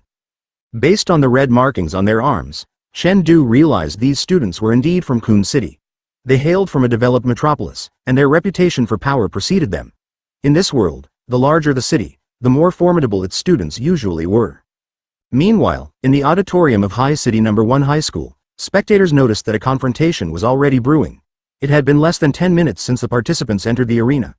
The quick encounter was likely due to the teams having nearly identical starting points and destinations. At the same time, The Kun City principal saw what was happening on the screens. He tapped Principal Li Mu on the back and offered a mock apology, joking that he would cover the Liang City team's plane tickets home that very evening. Principal Li Mu sat in silence, wondering how his school had ended up in a fight so early in the first round. Back in the field, Chen Du asked the Kun City leader if they really thought they were capable of eliminating his team. The leader, visibly annoyed, advised them to just surrender the badges quietly. Chen Du only smirked, noting that being from a big city didn't automatically make them the stronger fighters. The Kun City leader moved into a combat stance, radiating a powerful surge of energy. He declared that Chen Du's group would be the first team eliminated. He shouted his name, Lin Yuan, and claimed he was destined to be the spirit king of Kun City. Lin Yuan lunged forward with explosive speed. Morit and Lu Bo prepared to intercept him, but Chen Du stepped in front of them. He told his teammates he would handle this alone. Despite the teammates' confusion, the Kun City team attacked in unison. They thrust their spears together, executing a technique known as the Comet Spear Art Third Stance, boiling the loot and burning the crane. As they descended from the air, Lin Yuan shouted that the Liang City group had no idea how massive the power gap truly was. Chen Du remained perfectly calm. He parried the simultaneous spear strikes with a single sweep of his sword, not backing down even an inch. Lin Yuan was stunned. He hadn't expected his full force attack to be stopped so easily. He gritted his teeth and pressed forward, putting even more weight into the assault. Chen Du defended the barrage effortlessly. He realized they were both at level 5 life intensity, but he noticed that Lin Yuan's martial art was at the peak of the Tier 1 high stage, which explained his ego. His two teammates, however, were not nearly as skilled. Deciding to end the fight, Chen Du activated his level 9 mental power attachment. A massive wave of energy erupted from his blade, blasting his opponent's back. He followed up instantly with the flowing light sword art first stance, painting the ground as a prison. Blue energy rippled through the air. With one violent swing of his sword, he released the energy toward the Kun City team. When they hit the ground, only Lin Yuan remained conscious. Lin Yuan cursed to himself, sweating and shaking as he wondered how Chen Du's sword could feel so much heavier than his own spear. Before he could even recover, Chen Du moved in for the final strike, intending to neutralize the strongest threat first. He prepared the flowing light sword art second stance, golden drums. But just as he was about to launch the attack, a hand suddenly reached out and caught his blade, stopping his movement cold. Chen Du's eyes widened in shock as the newcomer spoke, admiring the sheer power behind his sword strike. Lin Yuan shouted desperately, calling out to teacher Lin Bei and insisting he could still fight. But the teacher only looked at him and told him it was over. He had lost. The teacher explained that Chen Du had already managed to shred their clothing, a clear sign that his attack power had reached level 7 life intensity. He pointed to another teammate who was badly injured, his uniform practically in tatters. He told Lin Yuan that even if he had blocked the first sword strike, he would never be able to block the second. With that, he advised the group to withdraw. As he watched Chen Du, the teacher couldn't help but think that the boy's talent far surpassed Lin Yuan's. He was certain that Chen Du would become a formidable warrior in the future. Meanwhile, teacher Ling Yun, who was hiding behind a nearby tree, could barely hide a smile at what had unfolded. The Kun City team said their goodbyes, telling Chen Du they looked forward to his performance in the finals. Before they left, Lin Yuan called out to Chen Du to ask for his name. He then introduced himself properly, admitting that while he rarely acknowledged anyone as stronger than him, Chen Du was one of the few exceptions. Chen Du didn't say much in return. He simply declared that, in the end, the top spot would be his. The scene then shifted to the High City No. 1 high school auditorium. Principal Li Mu laughed as he told his friend, Principal Cao Yan, that he should be thanking him for the win. He even teased him by asking what time he wanted his plane ticket booked for the trip back to Liang City that night. From behind them, Mayor Ku remarked to old Zhao that he didn't expect so many students to reach the Tier 1 perfect rank in martial arts this year. Including the boy from the Liang City team, there were now 4 of them. However, old Zhao corrected him, stating that there were only 3. The spectators were shocked to see that the Liang City team had already secured 2 badges. One person questioned why they were heading toward the Moonmark exit with only 1 badge each. If they tried to leave now, wouldn't they be disqualified immediately? Meanwhile, in the Forest Wolf Woods, Morit and Lu Bo were confused. They asked Chen Du if he really intended to take down Wu Zhang right then and there. Chen Du answered seriously, deciding to speak plainly. With his strength, he explained, getting 2 badges wasn't the difficult part. But he wanted to win the championship. To him and Wu Zhang, first place wasn't just about prestige. He needed the $1 million prize money just to survive. His teammates were stunned by his words. Chen Du broke it down simply so they could understand the situation. The seeded players in this competition are Zhou Xiaogu and Ku Zhongtian from the High City team, and Wu Zhang from the Lu City team, he said. High City has 2 heavy hitters, and we can't beat them both. But if we eliminate Wu Zhang now, our chances of winning go up. Lu Bo understood the logic but worried that they were just helping the High City team by removing their biggest rival. Chen Du shook his head. If he didn't take out Wu Zhang now, he might not even make the top 3. Logically, all 4 of them could make it to the second round, but teammates aren't allowed to fight each other in that stage. Since High City is the host, he suspected they would intentionally pair him against Wu Zhang to clear the way for their own players. In the second round, even if I or Wu Zhang wins, we would still have to face 2 High City members back-to-back in the third round, Chen Du pointed out. He then asked them the ultimate question. Do you really think anyone can defeat 3 Tier 1 perfect opponents in just 2 days? Morit was not surprised by Chen Du's absolute determination to take down Wu Zhang. Lu Bo remarked that the situation felt like a form of secret manipulation happening under the table, describing the method as quite dark. However, Chen Du countered that the situation was not entirely fair for them either. He admitted he could not guarantee a victory against Wu Zhang. If they failed, they would be eliminated in the very first round. Lu Bo replied that they were well aware of their own strength. Their only real goal was simply to participate. Morit then questioned how they would find Wu Zhang, doubting if they could actually track him down. Chen Du explained that given Wu Zhang's arrogant personality and immense strength, he would undoubtedly head toward the area with the most badge marks to seize them. Their plan was to intercept him on the path toward the exit where the badge marks were most concentrated. After a short while, they were sprinting toward a mountainous incline. Upon reaching the top, they looked down and saw a group fighting a wolf surrounded by red energy. Chen Du recognized it immediately as a BB wolf. He wondered if this was the monster from the crystal space and why it appeared in this location. The Alien Race Illustrated Handbook records all monsters discovered by humanity to date, but creatures from the crystal space are not in that book. Because of this, he realized that all monsters in the crystal space likely originated from the spirit realm. Suddenly, a girl from the group below screamed. She cursed angrily and pointed at Wu Zhang as the cause of their current situation. In that moment, the BB wolf lunged forward and attacked the girl's 2 companions. They shouted for her to run and escape. But before the beast could reach her, blue energy suddenly flowed toward the monster. The girl thought her teacher had come to help, but when she looked up, she saw Chen Du instead. He turned to her with a smile and asked if they had seen Wu Zhang. A male student being supported by Morit confirmed that they had. He explained that after finding their first mark point empty, they encountered Wu Zhang fighting 10 monsters just like this one while heading to the second mark point. They had intended to follow their teacher's orders to retreat if they met Wu Zhang, but they didn't expect the monsters to target them and chase them to this area. Chen Du immediately asked where the battle took place. The man pointed in a specific direction. When Chen Du looked that way, he realized there were no badge marks in that direction. He wondered what Wu Zhang was doing there, noting that when something is strange, something is usually wrong. However, if their story was true, Wu Zhang's stamina would likely be nearly exhausted by now. For Chen Du, this was a rare opportunity. He didn't hesitate and immediately ran in the direction indicated, calling his 2 companions to follow. While running, Morit commented that they were very lucky to find the opportunity they wanted so quickly. Lu Bo asked Chen Du if he had a plan for the coming fight.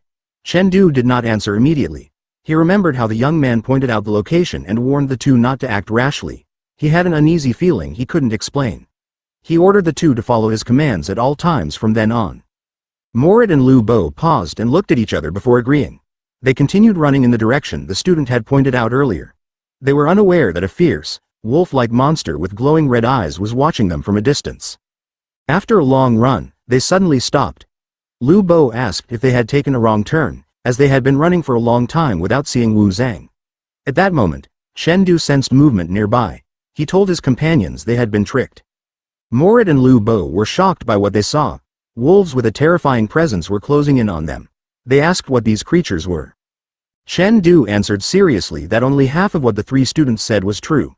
They did see Wu Zhang, but he was certainly not in this direction. Those students had seen their badges and intentionally pointed them this way, wanting the BB wolves to kill them so they could take their badges afterward. Lu Bo noted that the monsters numbered around 20, concluding that they had stumbled directly into a wolf den. Morit realized just how cunning the other 3 students had been, comparing the move to luring a tiger only to have it devoured by a pack of wolves. As Chen Du seriously observed the wolves, a blue energy began to radiate from his entire body. He noticed that although there were fewer of them compared to the monsters in the crystal space, their life intensity was significantly higher. He warned his two companions to ensure they did not bleed, recalling how the BB wolves went into a berserk state at the sight of blood during the earlier attack. He also pointed out that these creatures typically attack using the spikes on the back of their claws, telling the two to stay alert. Without another word, he was the first to charge, leaping forward to strike a wolf. Meanwhile, the events were being broadcast on a large monitor for everyone to see. A spectator commented that the Liang City team had walked straight into a wolf den, likely due to carelessness or failing to check their navigation. The observer noted that they might be eliminated immediately after winning only one fight, as facing 20 native wolves was a daunting task. It was mentioned that perhaps only Zhou Xiaogu of the High City team possessed the strength to handle such a group. Watching this, Principal Li Mu felt a sense of dread, wondering if Chen Du and the others were about to be knocked out in the very first round. Principal Cao Yan took the opportunity to mock him, suggesting they might all be heading home together that night. Mayor Ku turned to Principal Zhou and asked what he thought the children's chances of survival were against a medium-sized wolf den. Principal Zhou replied that their chances were lower than 10%. Mayor Ku was incredulous at such a low probability. Principal Zhou explained that the badge snatch battle was specifically designed to shatter the illusions of young geniuses. He remarked that while their cities were developed and comfortable, the world outside was a ruin filled with monsters. It was a necessary reality check for students destined to become martial artists. Mayor Ku argued that the BB wolves could be avoided if they stayed away from the dens, but Principal Zhou clarified that the badges were intentionally placed behind these seemingly safe wolf dens. If students followed their navigation blindly without thinking, they would inevitably pass through these areas. While most dens had few wolves, the Liang City team was simply unlucky to encounter a medium-sized den with 20 of them. Hearing this, Mayor Ku finally understood the situation, though he wondered if his own High City team would make it through. Principal Zhou assured him not to worry, stating that with Zhou Xiaogu and Zhongtian, even a large wolf den could not stop them. Back at the fight, Chen Du declared with full confidence that the wolves were weak and wouldn't even last a single blow. He unleashed a powerful determination and a blue aura that enveloped his body. Even as several wolves lunged at him, he showed no fear. He calculated that this was the ideal setup. He would draw the majority of the attacks so that, as long as the BB wolves didn't go berserk, his teammates could survive the encounter. Lu Bo cried out Chen Du's name when he saw the pressure his friend was under, but Morit insisted they had to finish off their own targets quickly to help him. Lu Bo then suggested that Morit handle 3 of the wolves while he took on another 3. At that moment, Chen Du executed the technique painting the ground as a prison, swinging his sword with such force that a wave of blue energy sliced through the wolves. He immediately followed this with the second stance of the flowing light sword art, golden drums ringing to the heaven. His body erupted with energy, and with a swift motion, his glowing golden sword cut through a wolf. Finally, he used the third stance, breeze in the forest, tearing several more wolves apart as his sword carved blue streaks of light through the air. 3 opponents suddenly ambushed Chen Du from behind, but he didn't show even a hint of surprise. In a flash, he executed the flowing light sword art, port stance, fallen dragon point thrust. With one swift and precise motion of his blade, he took down all 3 BB wolves simultaneously. In his mind, every movement was crystal clear. Having fought these creatures repeatedly in the crystal space, he had memorized their patterns, behavior, and coordination. This situation was nothing new to him, but he knew this was no ordinary fight. Before long, a loud curse echoed through the air. Chen Du glanced over and saw Morit struggling desperately, straining to block the relentless attacks of the BB wolves. Inside Morit's mind, anger and frustration were at war. He couldn't accept that he, who used to be a leader, was now becoming a burden to the group. As the BB wolves behind Chen Du repositioned themselves, he quickly analyzed the situation. He estimated that most had a life intensity of level 5, while the strongest was nearly 6.5. Although he could unleash power reaching level 7, he knew that if the monsters didn't make a move, he would have a hard time finding an opening to counterattack. He also noticed Lu Bo, who was currently locked in combat with 3 BB wolves. The fight was evenly matched, and it was obvious Lu Bo couldn't offer help to anyone else. In Chen Du's mind, the problem was clear: he was still falling short. He needed a bit more strength and speed. Just a small improvement. If his sword were only faster, he might be able to change the outcome. At that moment, a BB wolf howled and lunged at him. He didn't hesitate, meeting it head-on with a series of slashes. With a piercing gaze, he continued to calculate, 2 minutes. He just had to endure for that long. If he could thin the pack down to just one, they still had a chance. Slowly, his expression shifted. A strange light flickered in his eyes as he repeatedly pushed himself. Faster, he had to go even faster. He maintained his relentless assault until he finally felt the right rhythm. As long as he held onto that rhythm, they had a shot at survival.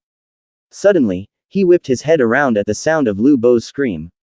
The situation was spiraling. Morit had been wounded in the arm. Facing the monsters, a trembling Morit started to apologize to Chen Du, but Chen Du cut him off immediately.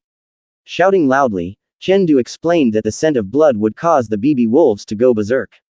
He ordered Lu Bo and Morit to retreat and leave the area at once. The two were startled and nearly protested, but before they could speak, a BB wolf went berserk and charged straight for Morit. In the blink of an eye, Chen Du leapt to intercept it, crashing down onto the monster and unleashing a powerful strike that finished it off.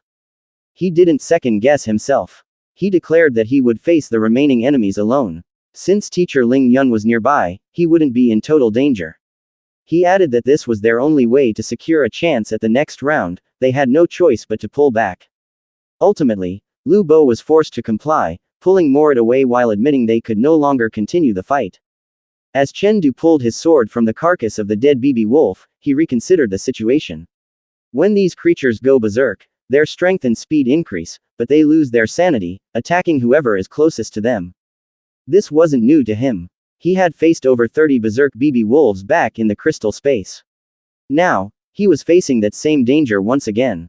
In an instant, a BB wolf charged at him with incredible speed. But before it could make contact, he immediately parried it with his sword, meeting its sharp claws head-on. At that moment, a critical realization hit Chen Du. The monsters facing him had reached a life intensity of level 7. Meanwhile, inside the High City No. 1 High School auditorium, the atmosphere was thick with heavy tension. Everyone's eyes were glued to the large screen, watching the battle unfold. One principal spoke up, noting that if Chen Du were to face a medium-sized wolf in a berserk state, his match would likely end there, even if he had mastered 99% of Tier 1 martial arts. Another shook his head in disappointment, having hoped to see a clash between the four great perfections in the second round. A third principal offered a slight smile, remarking that if Zhou Xiaogu or Ku Zongtian were in that position, the fight would have been over in an instant. Amidst the chatter, Mayor Ku silently observed the scene. He couldn't hide his admiration. Even now, Chen Du was still standing. Principal Zhou agreed, but there was a strange tone in his voice. Noticing this, Mayor Ku immediately asked what he meant. Principal Zhou explained that he had looked into Chen Du's background. Before arriving in High City, the boy had never once left Liang City. To the mayor, there was nothing odd about that. In the world of martial arts, talent is what matters. But the principal shook his head. The strangeness he referred to wasn't about talent, but the boy's fighting style. He added that Chen Du's flowing light sword art wasn't actually perfect yet. It hadn't reached the 99% Tier 1 mark, yet he was somehow able to predict his enemies' movements without even looking at them. To Principal Zhou, Chen Du's style resembled a warrior who had survived a war, someone who had lived through a brush with death. This kind of experience shouldn't belong to an ordinary student. Furthermore, the BB wolves were creatures from the spirit realm, a fact unknown to most. Initially, the principal thought Chen Du might have a connection to a high-level martial palace, but it turned out he was just a boy with no known lineage. Back at the fight, Chen Du was pushed back until his spine hit a massive tree. In front of him, the remaining BB wolves were positioned and ready to strike at any second. He wasted no time. Moving instantly, he executed breeze in the forest, unleashing a rapid succession of slashes. With every swing of his blade, a blue light flickered, appearing to cut through the very air. However, not all of his enemies were hit. One BB wolf managed to dodge and leapt high, attempting to strike from above. Chen Du raised his head. His eyes flashed a cold blue as he quickly assessed the threat. The strongest among them was at level 7, while the others ranged between 6 and 6.5. Though they weren't many, they were far more dangerous than the green firefly giant he had defeated before. He didn't hesitate. He charged again. He struck one BB wolf, then drove his sword into the tree to use as leverage. Using that support, he lunged forward, locking his focus onto his next target. In his mind, there was only one goal: he needed to achieve a breakthrough. He suddenly jumped, gliding swiftly over the monsters to find the ones waiting for an opening. He would take them out first. With a fast and precise motion, he instantly decapitated one of the wolves. But before he could recover, he sensed a strange movement nearby. Something was moving with incredible speed. That was when the reality of the situation set in. The constant dodging and fighting were rapidly draining his energy. His body felt heavy, and his movements were becoming slower than they were just moments ago. At that moment, his decision was clear: he had to end this fight immediately. Chendo moved with blistering speed, dodging the BB wolves' relentless assaults in rapid succession. But internally, he cursed. He could feel that his speed still wasn't enough to fully keep pace with them. Despite his evasions, a shallow gash opened on his arm. Before he could even recover from his retreat, the BB wolves lunged again. With no other choice, he met one of them head-on with a swift strike. But in that exact moment, another wolf vanished from his sight and reappeared behind him, tearing into his side. Chendo cursed again in his mind. Yet, one thing had become crystal clear: he had spotted their weakness. He was just a hair's breadth away.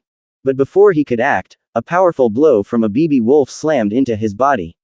At that point, his frustration with himself reached a breaking point. He knew he was still lacking. He needed to make his blade faster, stronger, heavier. He had to achieve a breakthrough. In the heat of the struggle, memories flashed through his mind: the happy smiles of his family, the grueling hours of his training, and the unwavering trust teacher Ling Yun had placed in him. To him, this wasn't just a simple competition. This was the turning point of his life. He poured every ounce of his remaining strength into his resolve. His mouth nearly bled from the strain as he screamed internally that he could not lose here. His expression and aura shifted. A ferocious will to win completely enveloped his being. With a massive surge, he charged a BB wolf. But in that split second, he felt something strange in his movement. He couldn't quite explain it yet, but something had fundamentally changed. He hadn't even regained his footing when the BB wolves swarmed him from behind once more. One of them even managed to clamp its jaws onto his sword, attempting to pin his movements. In that moment, a heavy sense of regret crossed Chendo's mind. If only he hadn't been so trusting of others, perhaps he wouldn't have ended up in this desperate situation. It might be a hard lesson to learn before facing the real world, but for him, the price felt far too high. Meanwhile, not far away, teacher Ling Yun watched Chen do in silence.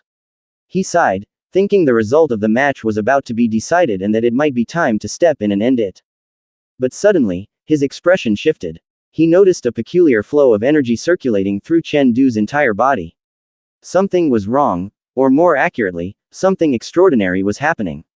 That sensation had originated from the very attack the boy had just executed. Only moments remained before he would be completely surrounded by two BB wolves. In a sudden blur, Chen Du swung his sword with such force it seemed to create a swirling vortex. He straightened his posture and, with one final, devastating swing, brought the blade down directly into the body of a BB wolf. He took a deep breath. That was when he finally realized the change. The movement of his sword followed the current of the wind with perfect precision. It was more natural, more fluid, and above all, far more powerful. He gripped his sword again and began to walk forward slowly. At that moment, a notification appeared. Congratulations to student Chen Du, your flowing light sword art has ascended from Tier 1, 98% to Tier 1, 99%. The scene shifted to the High City No. 1 High School auditorium, where the faces of those present were etched with profound shock. Principal Cao Yan couldn't believe that Chen Du had achieved such a breakthrough in the middle of a battle. Principal Li Mu was nearly speechless. Chen Du's level was now practically equal to that of their own teachers. Now, they were both at Tier 1, 99%. Even Principal Zhao couldn't hide his astonishment. Logically, even a medium-sized wolf den should be enough to exhaust and defeat a student at Tier 1, 99%. Yet, before their eyes, Chen Du seemed to be defying that very limit. Mayor Ku spoke softly while staring at the screen. To him, it seemed that Chendo's flowing light sword art was far more powerful than anyone had ever expected. For Mayor Ku, what Chen Du was demonstrating could no longer be considered the typical strength and speed of someone at Tier 1, 99%. There was something peculiar about the way he moved, as if he were transcending expected limits. Upon hearing this, Principal Zhao immediately shared his observations. In his view, what they were witnessing wasn't just a simple increase in martial arts rank. He suspected it had everything to do with a mental power attachment that had nearly reached level 10 in strength. Mayor Ku looked on, unable to hide his admiration. To him, Chen Du was truly remarkable and clearly possessed the potential to become a soaring martial artist in the future. However, Principal Zhao remained serious. He explained that possessing such immense mental power while still in the stage of a prospective martial artist was exceedingly rare. Once it reaches level 10, a qualitative change occurs, where the soul can transform into a martial soul. Nevertheless, it remained uncertain whether he could reach even higher levels, such as level 15, in the future. He added that achieving Tier 1, 100% in martial arts is one of the 3 primary conditions to becoming a soaring martial artist, a formidable barrier that is not easily overcome. Despite this, Mayor Ku laughed, remarking that Principal Zhao was perhaps being too strict. For him, Chen Du's current performance was more than enough to be called extraordinary. Meanwhile, back in the auditorium, the students suddenly erupted in shouts. They pointed at the large screen, questioning why the MI City team had shown up at that location, especially after the Liang City team had just saved them. One student noted that he had been watching the Liang City team's movements for a while. According to him, the MI City team was the one that gave them the directions. Hearing this, another student cursed as the realization hit. The Liang City team had been lured toward the wolf den, they had been deceived. At the scene, the girl Chen Du had rescued asked Zhang Shuai if he was certain they could successfully claim the Liang City team's badge. Zhang Shuai replied calmly, telling her not to worry. He claimed that no matter how strong Chen Du's group was, they couldn't possibly handle that many BB wolves.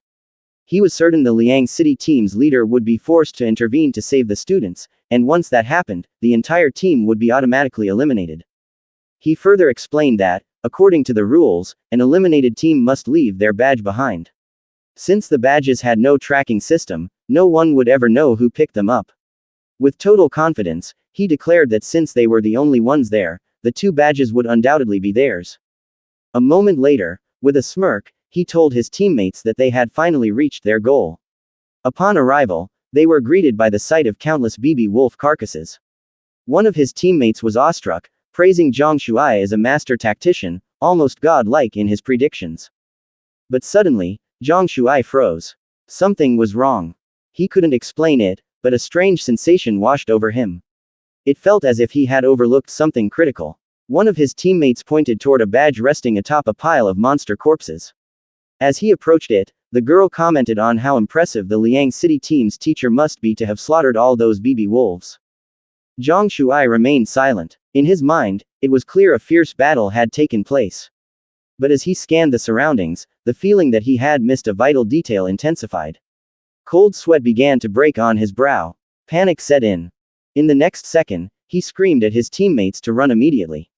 In his mind, the Liang City team hadn't been eliminated yet, and that badge was a trap. One teammate didn't believe him, wondering how that was possible given that all the BB wolves were dead. To him, it was impossible for a student like Chen Du to have killed them all.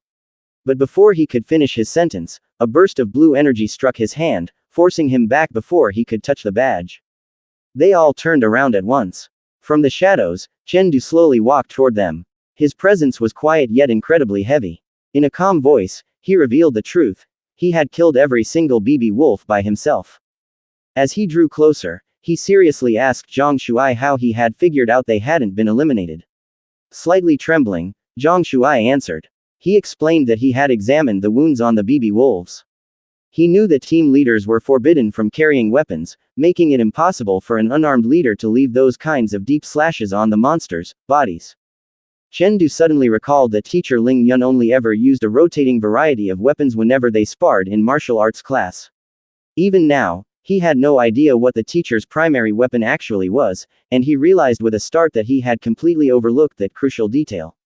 This realization forced him to conclude that he needed to be far more cautious from this point forward. Gripping the badge, Chen Du repeated his demand to know Wu Zhang's whereabouts. He then tossed the badge onto the muddy ground and coldly stated that he had absolutely no interest in such trinkets. His only goal was to find and fight Wu Zhang. Watching the badge lay forgotten in the dirt, one of the other students finally grasped Chen Du's true intentions. It became clear to him that the only reason Chen Du had even entered the 100-city hegemony tournament was to hunt down Wu Zhang. Zhang Shuai pulled out a map with an irritated huff. He pointed to a section and explained that they had spotted Wu Zhang earlier heading in the opposite direction. His target was the star mark located behind them, but they had been intercepted by a pack of BB wolves along the way. As he studied the map, Chen Du processed Zhang Shuai's information. If they had encountered wolves in the middle of the path, it meant there was a significant flaw in the straight-line navigation provided by the officials. Zhang Shuai added that Wu Zhang had likely moved from his previous spot, though he was undoubtedly still lingering near the star mark. Without another word, Chen Du moved with blinding speed. He struck the back of the students' necks one by one, rendering them unconscious while telling them to leave their badges behind and exit the trial. Before Zhang Shuai drifted into unconsciousness, he cursed bitterly in his mind, unable to utter a single word. Chen Du looked down at the fallen group in silence before coldly remarking that he was only doing them a favor in exchange for the directions they had provided earlier.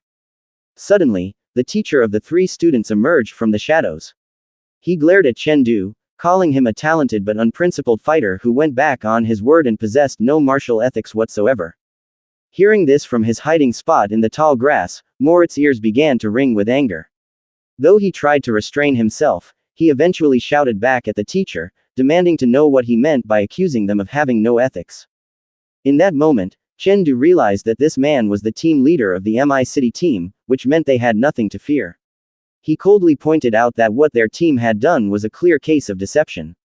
As the moments passed, the full weight of the situation finally dawned on Moritz. He realized they had been set up because they held the martial character badge. In Moritz's mind, it was obvious that the MI City team's goal was to hoard both badges through underhanded means. Lu Bo understood the situation as well. They had been targeted by the enemy specifically so that every single badge could be stripped away from them. Amidst the lingering tension, Moritz asked if Chen Du still intended to challenge Wu Zhang in his current state. Chen Du fell silent for a moment as he stared intensely at the map. When Moritz pressed him again for an answer, Chen Du finally spoke. He admitted that he was calling off the hunt for now. His stamina was depleted and his mental focus was fading. He knew he was in no condition to face Wu Zhang, who was a top-tier, Tier 1 perfect expert. Even fighting someone at 89% of Tier 1 had pushed him to his limits. However, he had managed to confirm Wu Zhang's general location, and that was enough for him.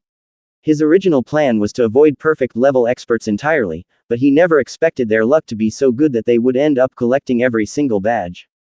Pointing toward their next destination, Chen Du declared that they were heading straight to Moon Park to submit their badges and finish the first round of the competition. He traced the route they would follow with his hand. Moritz and Lu Bo exchanged confused glances and asked why they had to take that specific path. Chen Du explained that they needed to take a detour because he had sensed something off from the very beginning. To him, the rules for obtaining the badges seemed far too simple. While the organizers had claimed the badge locations were safe, he suspected there was a hidden deception behind it all. He also brought up the directions Zhang Shuai had given regarding Wu Zhang. When Zhang Shuai mentioned the word, midway, Chen Du asked his teammates if that didn't strike them as suspicious. It was then that Lu Bo finally caught on to Chen Du's line of reasoning. Moritz added that the true challenge of securing a badge wasn't the destination itself, but the perilous journey required to get there. Chen Du further explained that the entire forest wolf woods seemed intentionally designed to disorient participants, especially those trying to avoid the wolf dens. Taking the route closer to the 2-star marks was the most reliable path, but it was also the most dangerous because it significantly increased the odds of running into rival teams. For Chen Du, it was clear that this was a meticulously crafted competition. Any team lacking sufficient strength, unless they were incredibly lucky, would never reach the moon mark even if they managed to snag 2 badges. He warned them that until the assessment was officially over, they couldn't afford to relax. Moritz and Lu Bo finally understood the gravity of their situation. However, they suddenly flinched and retreated when something stirred in the tall grass. A figure slowly emerged, and as Chen Du braced himself, he cursed inwardly at the sight before them. They had just crossed paths with the High City team, which featured one of the 2 perfect-level experts. Chen Du realized that just as they were nearing the finish line, they had plummeted into an even more lethal scenario. Ku Zongtian came to a halt in front of them. In that moment, Chen Du sensed not only a powerful sword intent but also that this man could feel his own strength. There was no doubt, this was the Tier 1 perfect expert, Ku Zongtian. Ku Zongtian dropped a large crate, and from it, 6 swords emerged. Chen Du's group immediately braced for a fight. But just as tensions peaked, a voice rang out, commanding Ku Zongtian to stop. It was Zhou Xiaogu. She pointed out that based on the blood coating the group, they had clearly just finished a grueling battle against BB wolves. She argued that if they fought now, a victory wouldn't be fair or honorable. Zhou Xiaogu smiled as she looked at Chen Du.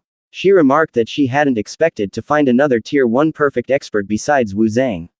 However, she confidently stated that whether it was Chen Du or Wu Zhang, she intended to defeat them both in the next 2 rounds of the competition. She boasted that their High City team had been champions for 9 consecutive years, and no one would stop them from claiming their 10th straight title. With that, the two began to walk away. As they departed, Lu Bo commented on Zhou Xiaogu's behavior, noting that he hadn't expected her to have the noble spirit of a great hero. When Chen Du heard this, his expression shifted. In his mind, he couldn't reconcile Lu Bo's description with the Zhou Xiaogu he knew. To him, the woman who seemed more like someone selling dangerous contraband was a far cry from a great hero. In fact, he found the comparison almost laughable. Meanwhile, as the two walked further away, Ku Zongtian questioned Zhou Xiaogu. He admitted he was surprised to hear her talk about a dishonorable win. To him, exploiting an enemy's weakness to finish them off was a legitimate combat strategy, a way to ensure the opponent had no room to breathe. He knew that ruthless efficiency was Zhou Xiaogu's true style. Zhou Xiaogu's cheeks flushed slightly as she replied that they were currently on a live broadcast, and she had to maintain a good public image. Later that night, following the first round of the badge snatch battle, Chen Du returned to his hotel. He sighed with relief as he fell onto his bed. His body was heavy with exhaustion after another day of intense training, refining his mental power through the Boy emotion visualization method. Currently, 50 teams, totaling 150 students, had passed the first round. He calculated that he would need to defeat approximately 4 opponents the next day to advance to the third round. His mental power was currently at level 9. He believed that as long as he could eliminate every monster in the 7th wave, he would reach level 10. He knew that once his mental power hit level 10, it would undergo a qualitative transformation. As he slowly closed his eyes, one final thought lingered: if he could reach that level, he would become the undisputed number 1 in the entire competition. As soon as Chendo closed his eyes, his consciousness shifted into the mysterious crystal space. Inside this dimension, he could feel the ground beneath him trembling, a clear warning that the 7th wave of monsters was closing in. Before long, massive creatures stepped out of the darkness, gripping heavy weapons. He realized then that the 7th wave had officially begun, and he couldn't help but notice the bizarre, terrifying design of the blades they carried. A notification flashed in his mind, identifying these monsters as two-faced three-knife bears, with a dangerous life intensity at level 7. Without wasting a second, one of the bears lunged at Chendo with full force. He quickly blocked the strike with his sword, but the sheer impact sent a shock through his arms. He realized immediately that this creature was a powerhouse of brute force, prompting him to change his tactics and look for a different angle of attack. He leapt high into the air to dodge and find an opening for a counterattack, but he was startled to find that the bear actually had a second set of eyes on the back of its head, staring right at him while he was midair. He felt a chill of unease, finally understanding why they were called two-faced.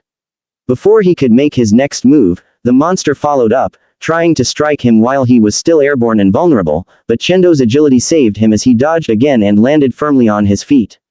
As he caught his breath, his goal became crystal clear. He knew that if he wanted to perform well in the competition the next day, he had to take down every single one of these monsters tonight to boost his experience and strength. He moved again, charging at his opponent in a blur. He started by aiming for its neck, but he noticed the bear didn't even bother to protect that area, a sign that it wasn't a weak point. He tried for the head next, but that seemed to have no effect either. He picked up on a strange pattern. The monster was focused entirely on offense and seemed to have zero concern for its own defense. He figured that if it fought like that, its heart probably wasn't the source of its life force, either. Chendo tried striking various parts of the giant bear's body, but no matter how hard he swung, he couldn't bring it down. While he was frantically thinking of a new plan, another bear charged him from behind without warning. He parried the blow instantly, and in that split second of close contact, he noticed something odd. The creature's tail seemed to be moving unnaturally, as if it were instinctively flinching and trying to stay protected at all costs. There it was, the answer he needed. The tail was their true weakness. To test his theory, Chendo made his move. He decided to intentionally leave a gap in his defense, pretending to go for a direct killing blow on the monster's head. As he executed the plan, he raised his sword high as if to end the bear's life in one swing. But at the exact moment of impact, he pivoted his blade and brought it crashing down, aiming straight for the hidden tail. The monster's face twisted in pure shock, but it was too late. With one clean, swift stroke, Chendo severed the tail. The massive creature collapsed instantly, lifeless. His theory was confirmed. With a confident, slightly taunting smirk, Chendo told himself that they'd just have to see how much longer the rest of these bears could keep their tails hidden from his blade tonight. Meanwhile, the scene shifted back to the world outside the crystal space. Zhou Xiaogu asked Teacher Zhang with a hint of curiosity why they had been called in so suddenly. Teacher Zhang replied in a serious tone, asking if they remembered the team from Liang City they had faced earlier in the competition. Zhou Xiaogu nodded immediately. Yeah, I remember, she said. The team with that Tier 1 perfect expert. Inside a private room, Teacher Zhang shared some critical news with a heavy tone. He revealed that the student from Liang City was named Chendo, and according to the latest intelligence, this young man was likely the biggest obstacle standing between them and the championship. Teacher Zhang emphasized that even though Chendo came from a small city, he was not to be underestimated. On his own, Chendo had managed to clear out a medium-sized wolf den, a feat that normally requires an entire squad. The news caught Zhou Xiaogu completely off guard. She immediately asked if the report was accurate and if Chendo's strength had already reached the limit of Tier 1. Teacher Zhang explained that while he might not have hit the absolute peak of that level yet, Chendo's understanding of martial arts had clearly reached the stage of comprehension by analogy. However, they still weren't certain if he had advanced to the form or intent levels. Ku Zongtian looked concerned as he processed the details, noting that if the report was true, Chendo was already on par with Zhou Xiaogu's current martial arts state. Teacher Zhang reminded everyone that the reason for this meeting was to issue a stern warning. No matter who they faced, whether it was Chendo, Wu Zhang, or anyone else, they had to stay sharp and never succumb to overconfidence. He then looked directly at Zhou Xiaogu and asked how confident she felt if she had to face Chendo in the arena. Without a moment of hesitation, Zhou Xiaogu stood her ground. She boldly reaffirmed her earlier claim that High City's 10th consecutive championship was secure, and they would definitely bring home the trophy. The next day, the atmosphere at the tournament reached a fever pitch. In a large hall, the bulletin board displayed the official rules for round 2. A presiding teacher explained that this round would shift to a 1v1 format. There was a life intensity cap set at level 5, and the system was designed to ensure that teammates would not be pitted against each other in the early stages. The screen then displayed the brutal elimination process. The initial 150 participants would fight until only 75 remained. Those winners would face off until 38 were left, and the numbers would continue to dwindle to 19. From that elite group of 19, the real battle for the prestigious top 10 would begin. After 4 consecutive elimination rounds, the final 10 survivors would advance to the finals the following day. The teacher added that an automated system would determine the match order. Participants who finished their matches quickly would be cycled into the next round sooner, while those in longer bouts would be given guaranteed time by the system to rest and recover. He also noted that the numbers currently assigned to them were simply based on yesterday's performance rankings and held no further significance. Chendo looked at his number, 16, and did some quick math. He realized this meant his team had ranked 4th among those who passed the previous day. Moments later, the automated system began selecting the very first pair of fighters. The entire room went silent as everyone held their breath, eyes glued to the screen. When the results finally flashed, several spectators couldn't help but curse in disbelief.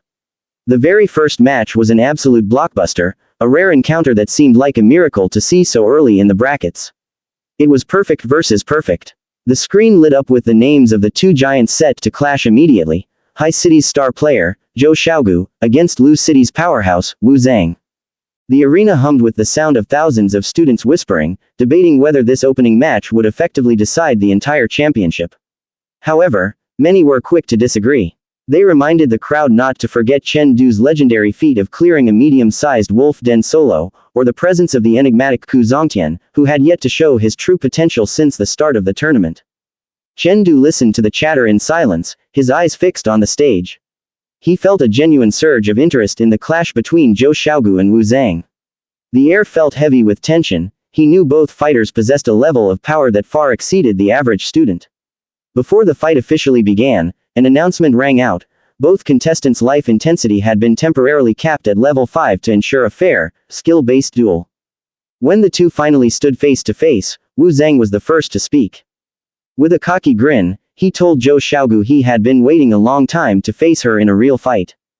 Zhou Xiaogu smiled back, playfully suggesting he could always visit High City No. 1 High School if he wanted a rematch in the future. But Wu Zhang's expression suddenly hardened. He leveled his weapon at her, declaring that he wanted to fight the version of Zhou Xiaogu who carried the weight of 10 consecutive championships. He challenged her to show the legendary strength people claimed was unmatched in their generation, as he wouldn't believe the hype until he felt it himself. Then believe what you've heard, Zhou Xiaogu replied calmly. In an instant, they both moved like bolts of lightning colliding in the center. The screech of clashing metal echoed through the stadium before they both leapt back to reset. Both were sitting at Tier 1, 90%. The audience watched in awe as real-time data began to flash across the screens, displaying their martial arts index. When a confused student asked how the system calculated their power so accurately, another explained that their protective suits were embedded with special force sensing chips. These chips automatically calculated their combat level based on the force and precision exerted during the fight. Wu Zhang charged again with even more ferocity. He swung his sword, sending a blue crescent of energy toward Zhou Xiaogu, which she narrowly avoided with a blur of motion. On the screen, Wu Zhang's index climbed to 92%. Before Zhou Xiaogu could even regain her footing, Wu Zhang was already on top of her for a follow-up strike.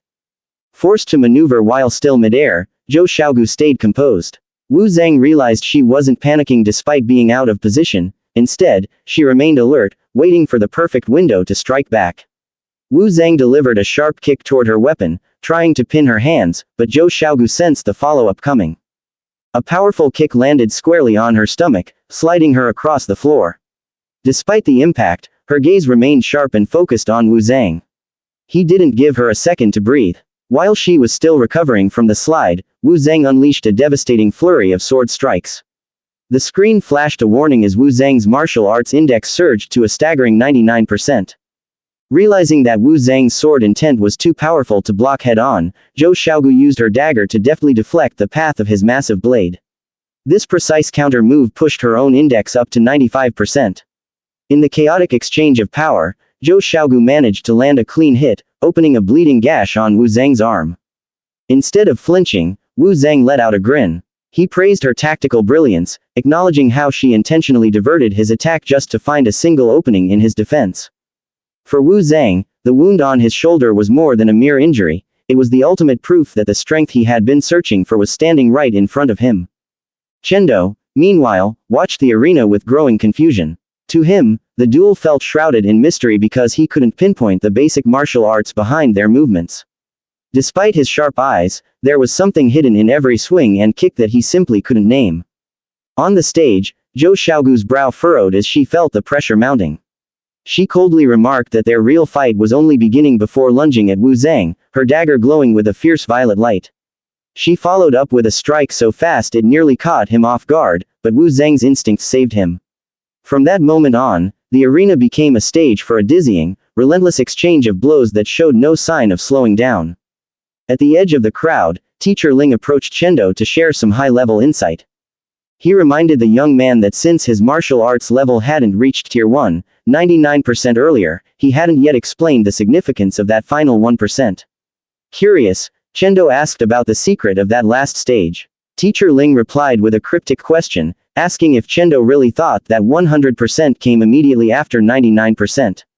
It was then that Chendo realized reaching the peak wasn't one giant leap, but a series of intricate micro-levels, like 99.1%, before achieving perfection. Teacher Ling explained that this final stage is known as comprehension by analogy. He pointed out that Zhou Xiaogu's dagger no longer behaved like a dagger, and Wu Zhang's sword didn't move like a standard sword. This skill allows a fighter to mimic the techniques of one weapon using another. This is exactly why ordinary spectators find it impossible to track the origin of their movements. Chendo watched Wu Zhang again, deep in thought. Suddenly, it clicked. Wu Zhang was using the clock hammer technique, but he was executing its second form, the chaotic clock hammer, with a sword. Wu Zhang was utilizing the blade's flexibility to replicate the crushing weight and ferocity of a giant hammer. This, form shifting, was the first step. The next stage was intent, where the original basic martial arts would vanish completely, leaving an opponent totally bewildered. Turning his gaze to Zhou Xiaogu, Chendo was even more impressed. The high city star was basing her movements on her own basic art, the Holy Knight Staff technique, but she was channeling it entirely through a single dagger. In the heat of the clash, Wu Zhang launched an attack from the clock hammer technique called Guian Tears. But before the dangerous swing could connect with her head, Zhou Xiaogu coldly told him he was too late, she had already read the move. She leveled her dagger and warned him that a sword could never truly replicate every quality of a different weapon. Wu Zhang was briefly impressed when she managed to catch the momentum of his blade using only her fingers. However, he wasn't finished. He announced he was moving to the third form, the three hammers of bitter winter. He unleashed a devastating, sweeping strike that seemed to vibrate through the entire arena floor. Amidst the raging assault, Zhou Xiaogu spotted a tiny gap in Wu Zhang's defense. She lunged for the opening, but her heart sank when Wu Zhang blocked her with a single hand. "You fell for it," he said coldly. Zhou Xiaogu's eyes widened as she realized his sword was already positioned for a final, crushing blow. At that exact moment, the screen flared to life, showing Wu Zhang's martial arts index hitting a terrifying 99.9%. The crowd erupted in screams. This was the quasi-limit, a state that practically brushes against the ceiling of power. In the next second, Wu Zhang brought his full force down. A massive explosion of blue energy swallowed the stage, leaving everyone breathless as they waited to see who would still be standing when the smoke cleared. The chapter ends here. Watch out for our upcoming uploads. Don't forget to like, share, subscribe, and click the notification bell so you'll always be updated on our future videos. The arena hummed with the sound of thousands of students whispering, debating whether this opening match would effectively decide the entire championship. However, many were quick to disagree.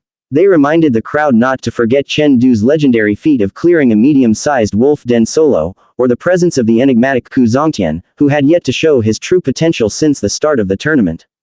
Chen Du listened to the chatter in silence, his eyes fixed on the stage. He felt a genuine surge of interest in the clash between Zhou Xiaogu and Wu Zhang.